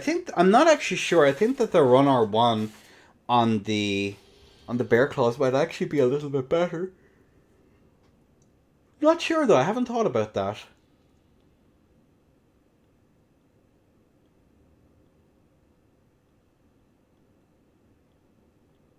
Yeah, that's a hard setup to fight with just Colossal Weapon. Like, if she was playing with an off dagger themselves, it'd be a little different, but just Colossal Weapon against that is... It's pretty messy. It is pretty messy. But this is a pretty high stakes match considering the winner of this will go on into the finals. And it's looking... It's going to be very, very close. Like, both of them are literally tied for points right now. So this is actually pretty big. And Shu's been playing pretty well. I think both of them, looking at this here, 2-1 to 2-1. Both of them are literally tied on sets and everything. So this could vary. This is going to be interesting. Here we go. This is about what I was expecting here. Shamshir coming out. Interesting. But either way, I'll give you the count in, Dustin. In 3, 2, 1. And here we have Physics active. Great Lance versus Shamshir. Yes. It's going to be very interesting because Shamshir has a lot of options in the air and Great Lance doesn't. But if he can keep him on the ground, then this is going to be an uphill battle for the Shamshir. Indeed. One of the things is that the air options on Shamshir aren't great because the tracking is so poor, but those jump R2s and status pressure could be pretty huge. Oof.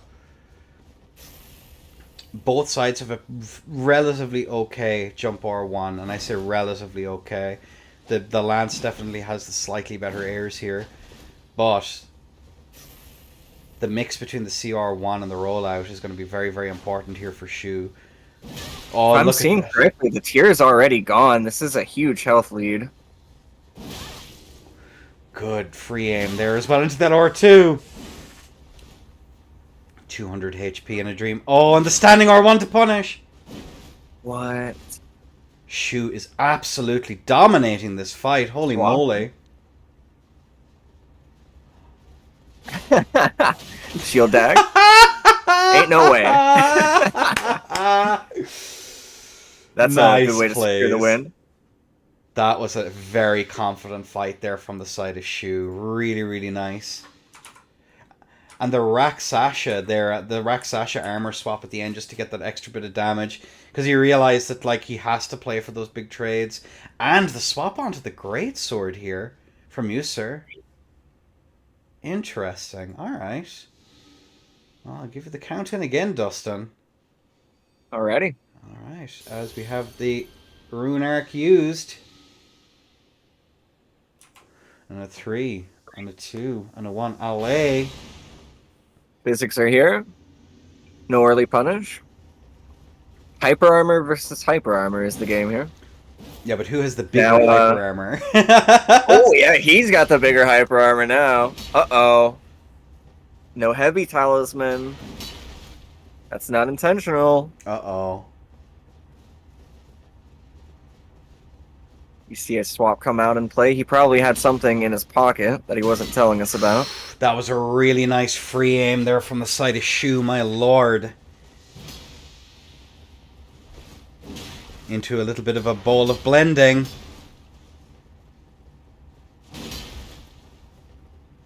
Now this just shows how severely outclassed great weapons become against the colossal variants. When you try to use that hyper armor, you're just losing every single trade. Don't see the follow-up come out there from the Ash.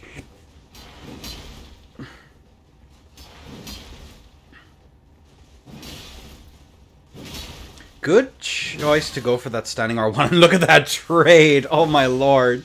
You weren't lying, Dustin. My lord. Getting that bleed build up, the poison build up slowly but surely here. Look at that. Shu is actually trying to bait the attempt to bolus here by moving away as well, which is really, really nice. Because again, that's basically the win con here. And she manages to get the punish.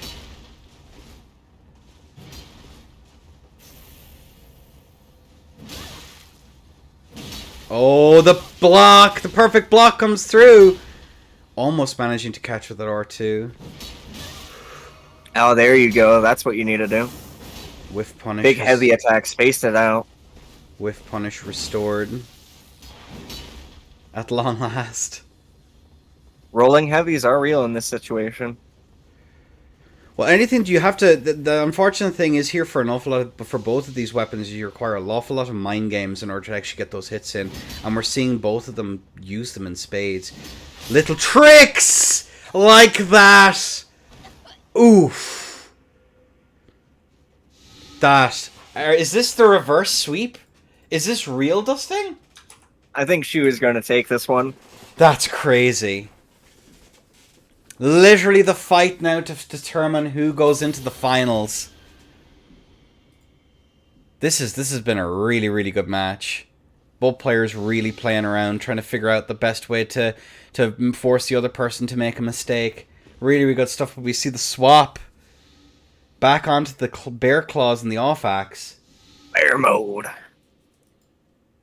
All right, I can't do it anymore. My voice can't do it. All right, ladies and gentlemen, we have both of our players in. Dustin, give me the count in, bestie. It's going to be 3, 2, 1. Let's go. And the bolt is out. The physics have been drunk. And a nice little bit of a dagger chip to start off the match. Just a little bit of damage. Just keep Shu honest. As another one comes out. Shu having to play very, very carefully from Kilo. Jump over the top there. Comes out now once more into a standing R1. Oh, the bear claws though. She can't really pressure. Into that CR1. Into it again. Getting that interrupt. Into that jump R1. Into that movement. Literally the kick flip comes out there from the side of User. Nice. The poison comes through here, and that is going to be the proc into that standing R1. Shu resetting there, not wanting to get clipped by the funny hyper armor stick. But it's not really a stick, it's understanding a glove. how that hyper armor works and when it's going to happen is extremely useful in this fight right now. And as you can see it there. Good roll stuff from the side of Shu.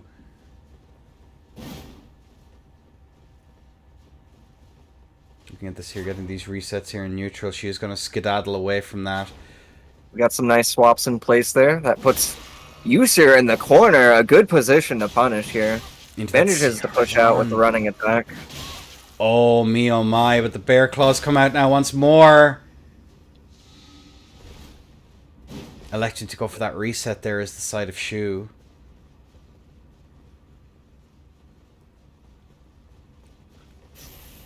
Looking at that Got a little bit of that extra grease on there. Oh, and that was a beautiful punish. Into that CR1, and Shu takes it. That was a lovely roll catch. Well played. The reverse sweeper in question. Nice. And that, if I'm unmistaken, folks, is going to secure Shu a place in the finals. Absolutely amazing fight, and I am correct. The final score from the pools: 12 points for Silver, 10 points for Shu, User with 9, A2 on 5, and Pablo on 2. Very, very nice showing from everyone. Very, very nice showing from all. GG's, everyone. GG's. Now, it is time. Yeah, no, you can swap builds because like the tournament is gonna run under 3 hours, so you can literally use whatever the hell you want. Just don't take if you take too long, I'll make fun of you and potentially give you round losses if you waste too much time. Like if you take 10 minutes to change your build, I'll have a conniption. So just have all your stuff pretty much set up and ready to go. And there's no problem switching builds. Takes 10 seconds, that's perfect. You're good then. But yeah, what... Of the pools matches then, as we have all of them gone through, what's been your favorite fight so far then? That last fight was really good. I like that one. It was really, really nice. I don't think it has the I'm not able to stop laughing as the cooks into TS. I have never been in hysterics more. That just every freaking grab just did not work correctly. Yeah. I just like, bro, that's rough. That is so freaking rough.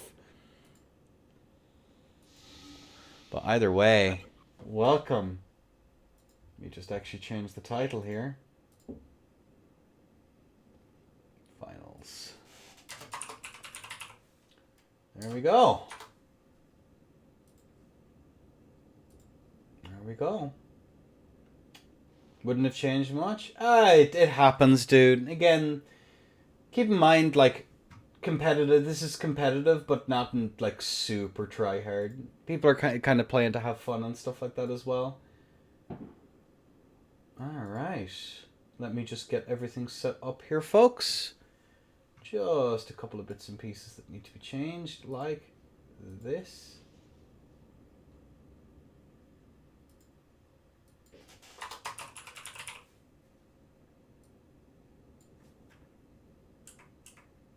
There we go. Nice. Alright. Alright, folks. First 2-4. Best of 7. As we do need to just take a quick peek.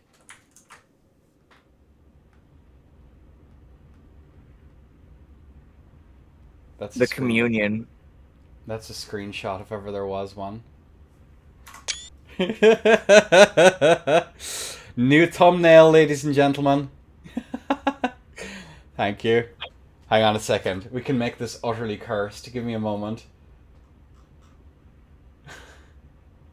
What is it that I usually do? Cartoon. Levels.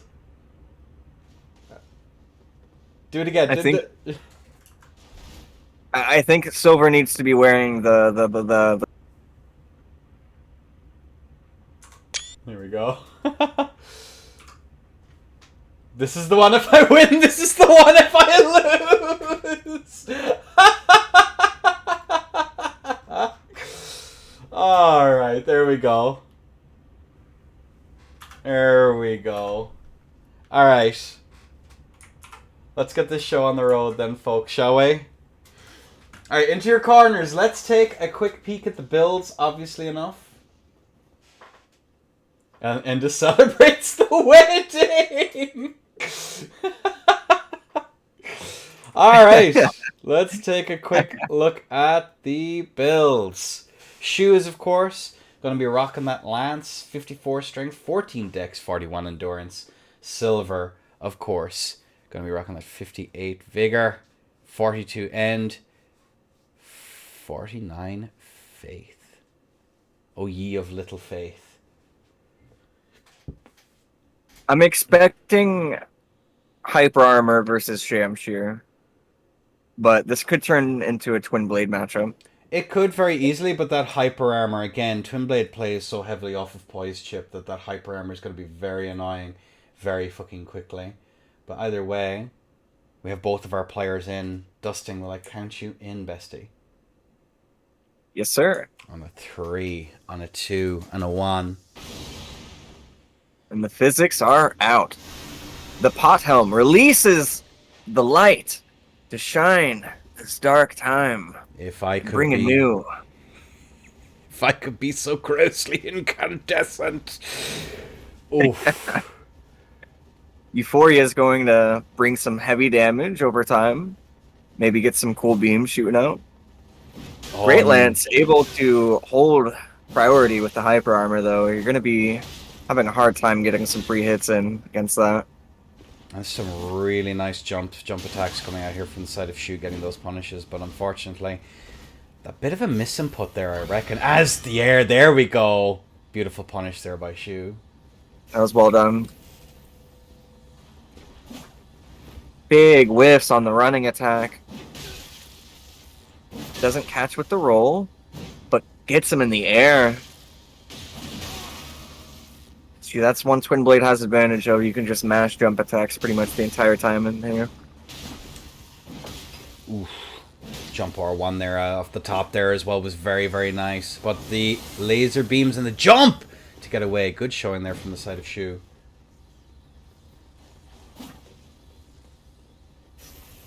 Oof. Really good stuff here from the side of Shu. A little bit behind here, but not by much. Although I just noticed Shu's tier is gone. Yeah, there is a health lead here. Fairly substantial. Although Shu... Think Silver has just now acknowledged the health lead as well. They're saying, I do not need to aggress you, you need to aggress me. Which, weirdly enough, actually benefits Shu an awful lot more. Waiting out the tier here might actually be the play. Because you're turning what could be, oh me oh my, 500 HP. And the self-proc of the tier. Beautiful stuff here from the side of Silver. Really playing to win this. Into that CR1. Good roll out there. Jump over the top there just to try and get that hit.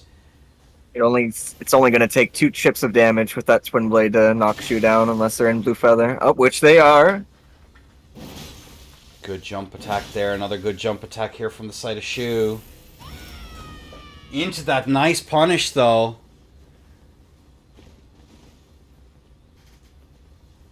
Oh, into another nice punish here. Those jumps here for Shu are really giving her an awful lot of advantage. Oh my lord. That was a spooky jump. And managing to just clip the heels. Good rollout though from Silver. No, man. Standing the swap misses. And the is held. Catch there from the side of Shu. That could have been anyone's game there. Literally down to the frickin' wire on that one, my lord. They were basically within 100 HP of each other towards the end there. Really good comeback from Shu. And very, very stressful as well. If you look at it there, like... They played that so well with the Great Lance. They were holding this range to where it was like, I know you're going to jump in. I'm sitting here waiting for punishes. Mm-hmm. And Silver acknowledged that as well, so they had to play a different game plan outside of what they were trying to do initially. And that just led Shu onto a snowball, which brought that comeback into fruition. Real quick, yeah, of course. Just be fast about it, Shu. The build changes are legal. You can do it. Go, go, go, go, go. You don't need to ask every time, lads. Just go, go, go, go.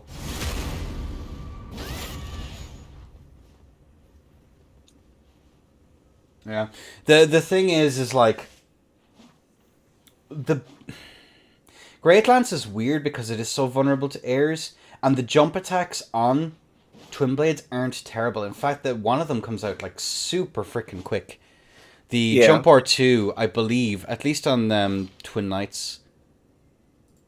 It also has pierce damage on that attack, so yes, it does counter hit. Which is nasty.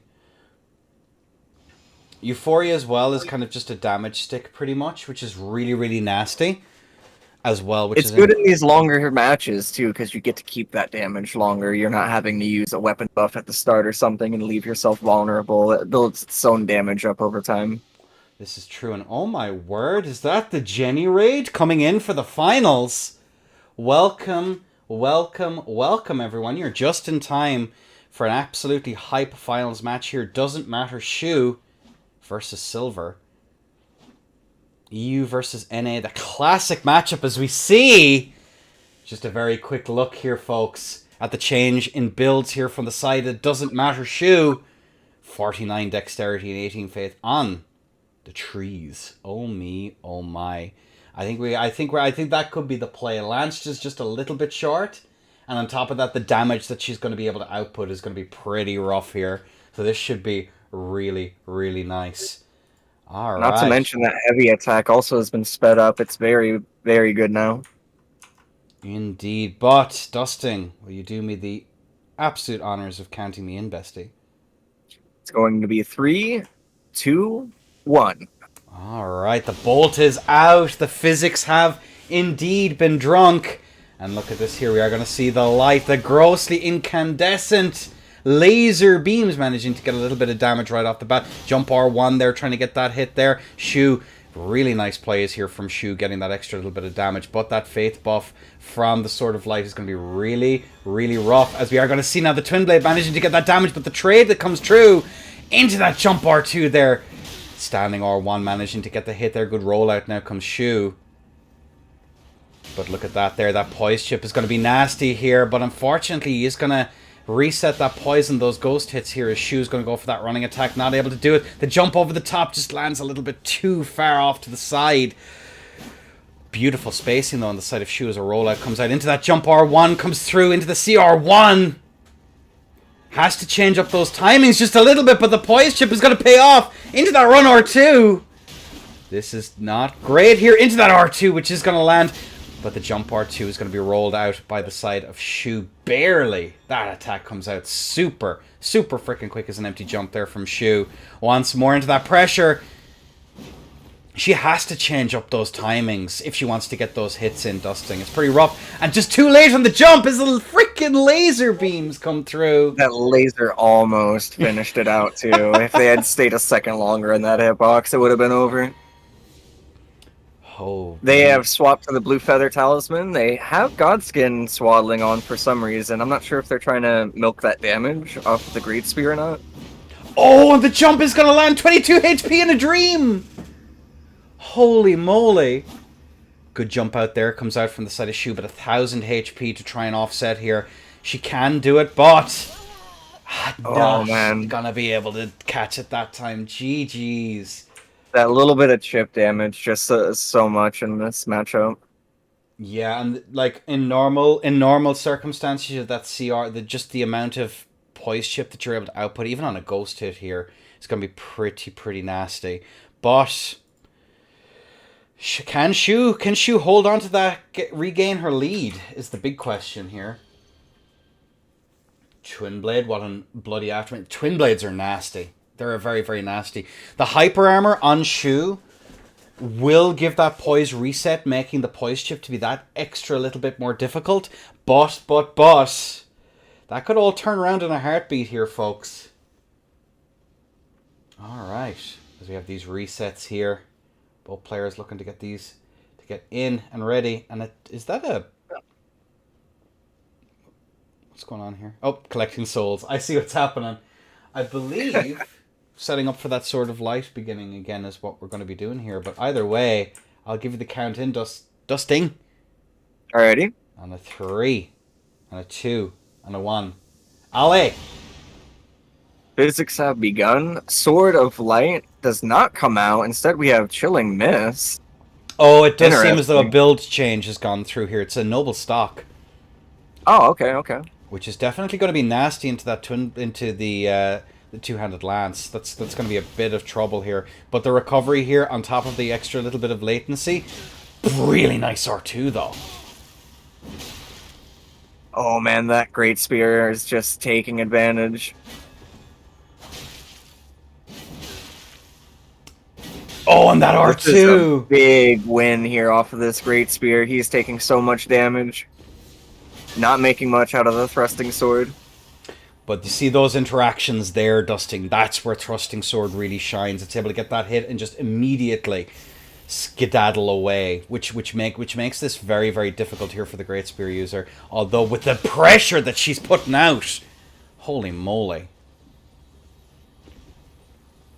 That reset into that neutral here, which Shu has to kind of play really, really And here well. we see the same thing that was happening with the Twin Blade matches. They are putting themselves in a position where they know it and they're going to just punish, and they're taking advantage of that initiative. Mm-hmm. And again, one of the big win cons into a TS as well is to play off of those run attacks. If you can bait those run attacks, get the strafe in and just go in for those immediate punishes, you are good to go. But unfortunately not able to get it that time. And maybe with the latency as well, they're probably thinking that's not a great idea either. But look at these CR1s and the pressure. Oh, the beautiful. empty jump didn't catch them. Silver is at a deficit right now. It's very scary. The storm wall. No shot! No way. What's the wake up? Another. Nothing is for Sword breakfast. Lance comes out. Now this is what we should have been seeing. Yeah, Silver needs This to... could be huge with Red Feather. 1 or 2 is going to be enough here, I think, to potentially put her away, but Oh, no. wow. My lord. Shu takes the lead once more. Both players are neck and neck here. What an interaction, though. The parry, backstab grab, and then immediately into an actual backstab. There's so much going on at the end of that fight. Absolutely wonderful. What's up, Assassin? Welcome in, brother. And you too, Jinin.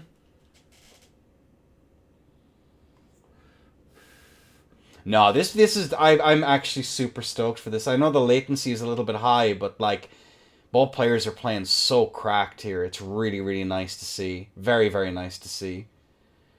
But, I don't know. I've seen that Silver did make a build change here. Onto that 51 strength 44 to 44 end. Which is pretty nice here. Pretty nice. So I'm going to be super stoked to see how this one's going to pan out. Dusting, will you give me the count in, bestie? We'll enter a battle in 3, 2, 1. Away we go with the physics, the buffs. It's getting cold out there, folks, as that chilling mist is out. Okay, But here it is. This is the matchup that's going to decide what's going to happen for the rest of this. We have Sword Lance and Great Spear. Ooh, oh my god, the guard break! What? No way. That is insane. No way.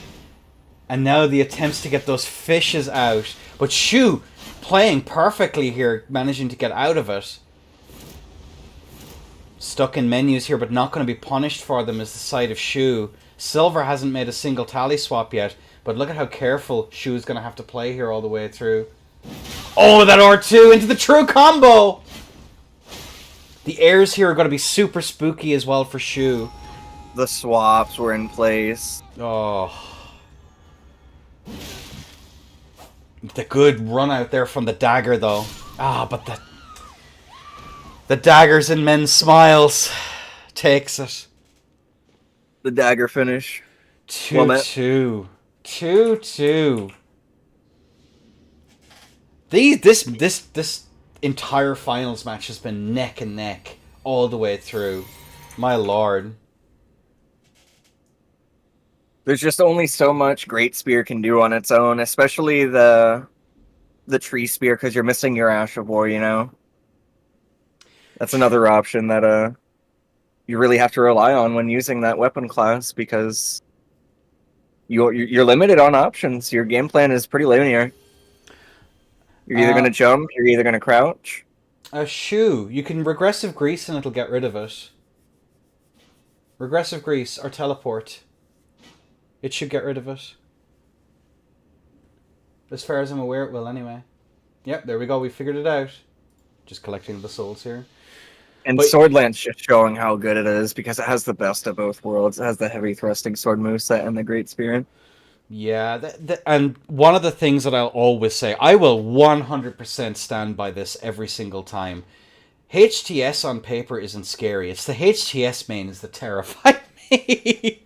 Those people are spooky. Just their movement is always really good. The jump techs that they're able to pull out, the free aims, because they have to, right? If they're sticking with that weapon, it's absolutely brutal. And Xenos, thank you for the subscribe. I really appreciate it, brother. But yeah, it's really, really nice. And Sword Lance as well with that, especially on this latency, having access to that absolutely nuclear R2, R1 combo is just absolutely brutal. But either way, we do have both of our contestants in. I think there's been another build change here from the side of Shu. The counter picks are real, my friend. All right. Alax coming out. Is that what I see? It is indeed. Holax is out. We're back on strength once more. Will you give me the count in, bestie? We're going into 3, 2, 1. LA, and the bolt is out. The physics are being drunk. And the mists are out. Looking at this here, we are going to see those little daggers there to keep everyone honest, as we are going to see Shu now reset out there. Good rollout stuff from Shu, as we're not going to see any of those punishes, but that is going to be the frost proc off here. Nice bolus. And for free as well, which is pretty huge. Shu goes for a running attack, but unfortunately from Kilo, not going to work out. Almost managing to get that punish there and that jump in. But as you said before, Dusting, you know, Shu is keeping that really careful spacing. There we go, good rollout. Yeah, she recognizes what this setup is trying to do and knows how to react to it. So taking advantage of that on its own is going to help her a lot in this matchup. Oh, nice good run in there from good free aim up there, but unfortunately stays in for the dagger mash. And is going to pay for it rather brutally. Nice punish in the grease though, nice. Keeping that priority there with the run R1.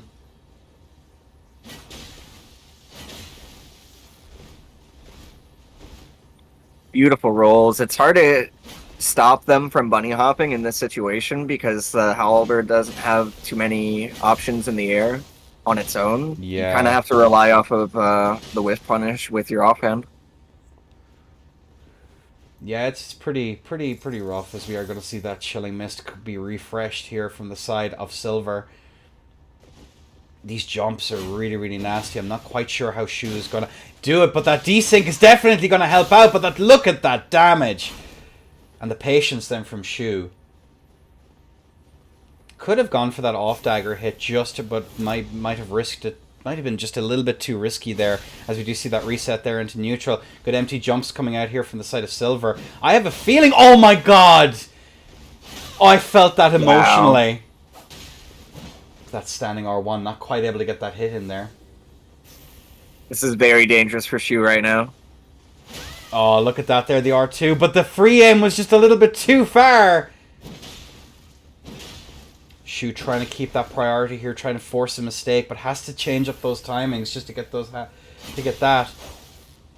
Oof. And the trade. Nice jump attack. Silver on match point, ladies and gentlemen. Oof. We're going to have to see Shu change over to something else here. I don't think Halberd is the play into that hyper armor. I really don't see it. Well, it just shows that it's the same thing with the tree spear, like we were saying. Like they don't have any options to catch them out of the air here, and there's no Ash of War on the commander standard. What are you gonna do? You're gonna do running attacks. Like, come on. For sure. Oh, the true answer to hyper armor. More hyper armor. All right. Into your positions, folk. Oh, the Gug's mirror! What? This is not anything I was expecting for finals, that's for sure. Alright. Let's frickin' go. Will I give you the count in? Sure thing. Alright, on a 3, on a 2, on a 1. Allez! Physics are out. Here we go. Weapon buff active. We got poison. Nice status pressure off the Gugs. Oh, the This is gonna be so spacing into that interesting. R2. Huge R2. Huge. Block cancelled there just to get away that little bit faster as well. Tally swaps have been placed. Both The sides. status pressure is active. Yes. Here comes the fucking punish. Let's go. That was a nice punish here. Shoes starting to get those really down here. And that's, again, the biggest win condition here. Get that status built up and then immediately keep that aggressive spacing into the pressure. And actually get that punish. Really, really nice stuff. Alright, the stagger steps here in neutral. Good wave dashes coming out from both of them. Or goblin steps, depending on which one you prefer. Keep outs here from the side of Silver. Shu keeping up that pressure, unfortunately. Not able to get it. Could have gone for a rolling R1 there, but elected not to do it. Good patience here. Playing scary there, trying to fish out a backstab. Which on this latency, I'm not sure I go for myself, but good rollout, double roll there from the side of Shu. Into that trade, managing to get it. And gets the punishment of the strafe. Into the anti-air!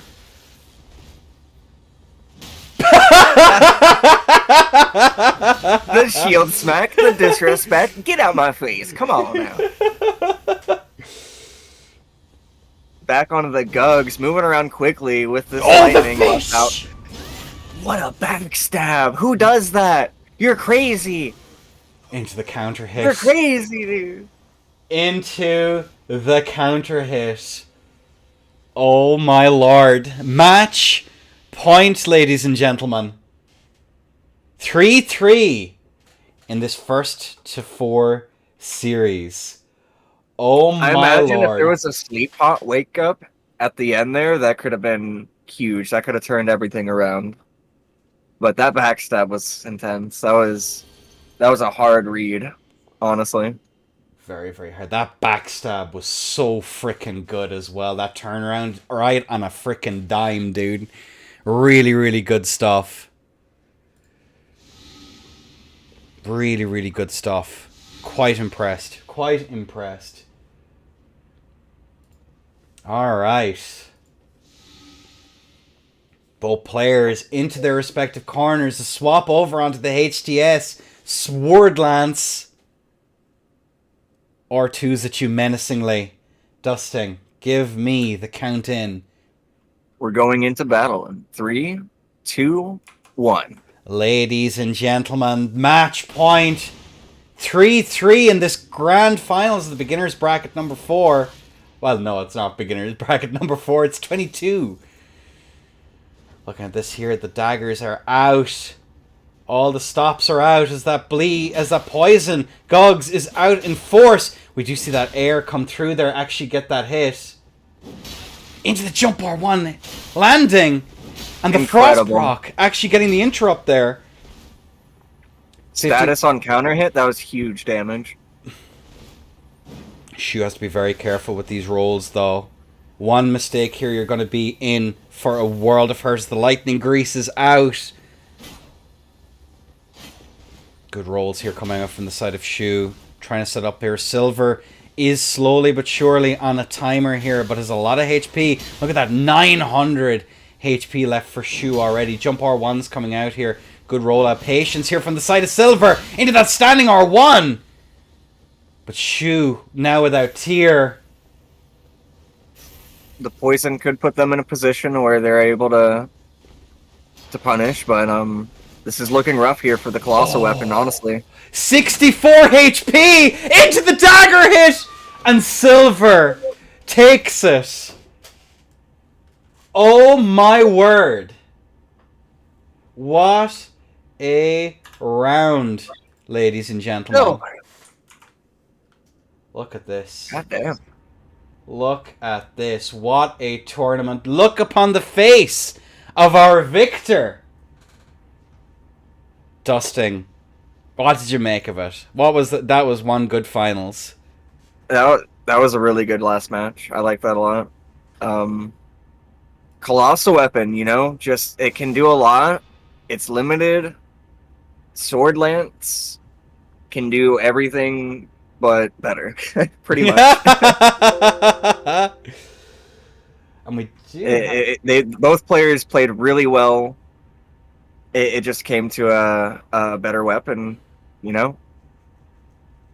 It most certainly did. But ladies and gentlemen, we do have a little something that I need to show off at some point. If I can find a way to do it.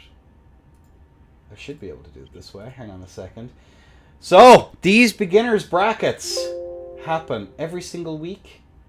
Every Thursday, there will always be a beginners bracket. Fight nights for PC are going to be on Wednesday. And starting next week, we will be beginning the fight nights for PlayStation as well. So, there's a bunch of events going on here. And now, I have something rather wonderful to show you. Because I need to set up some shenanigans here and ruin my overlays that I'll eventually need to actually fix. But, if you want to see something, folks, if you want to have a vague inkling as to what is happening this Saturday. The Laggard Festival? Oh me, oh my, yes indeed. As I just need to change some stuff here. Where is it? I just need to... Why is it so transparent? It shouldn't be transparent. Hang on a second. The slow reveal. The slow reveal. Uh-oh. We've done it, ladies and gentlemen. The return to Mag. The return is coming, and it is coming in style. Let me show you. You are about to witness one of the finest tournaments that will ever have been witnessed. Behold, the Laughs in Laggard return to Mag. VPN tourney. $500 prize pool. $500 prize pool. All... Everyone will be VPNing to Italy. The LOL Italians will finally be represented in the competitive community. Oh my god. NA. My favorite rule in this tournament so far is, of course, connection issues must be reported in between matches. Both players are advised to cope and seethe. I think that's a pretty good one. All items except armor that improve status are not allowed. Saturday at 8 p.m. GMT, folks. Join the Discord if you want the ping.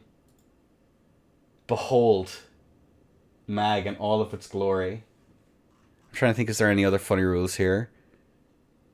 Hey, you'll see them. You'll see them on Saturday anyway. Myself and Heartbreaker Jaker will be casting. Do spare a moment and pop in. I love how Mag is backwards again. That's amazing.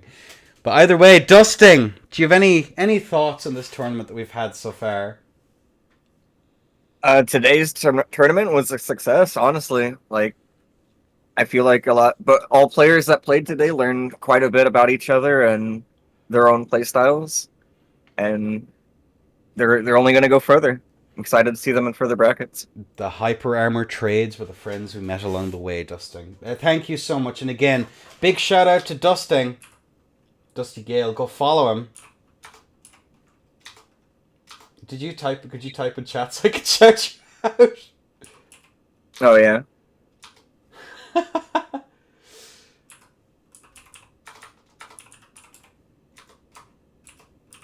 There we go. Go. Follow Dustin. He's been absolutely phenomenal to have on. And ladies and gentlemen, we're going to find someplace cozy to send you all. So, thanks again for the raids, everyone. From G, really appreciate the follows. TTVXX, the player XX. And you, sir, of course. Thank you so much for the follows. And throughout. Let's see you all on Saturday, folks. Bye-bye.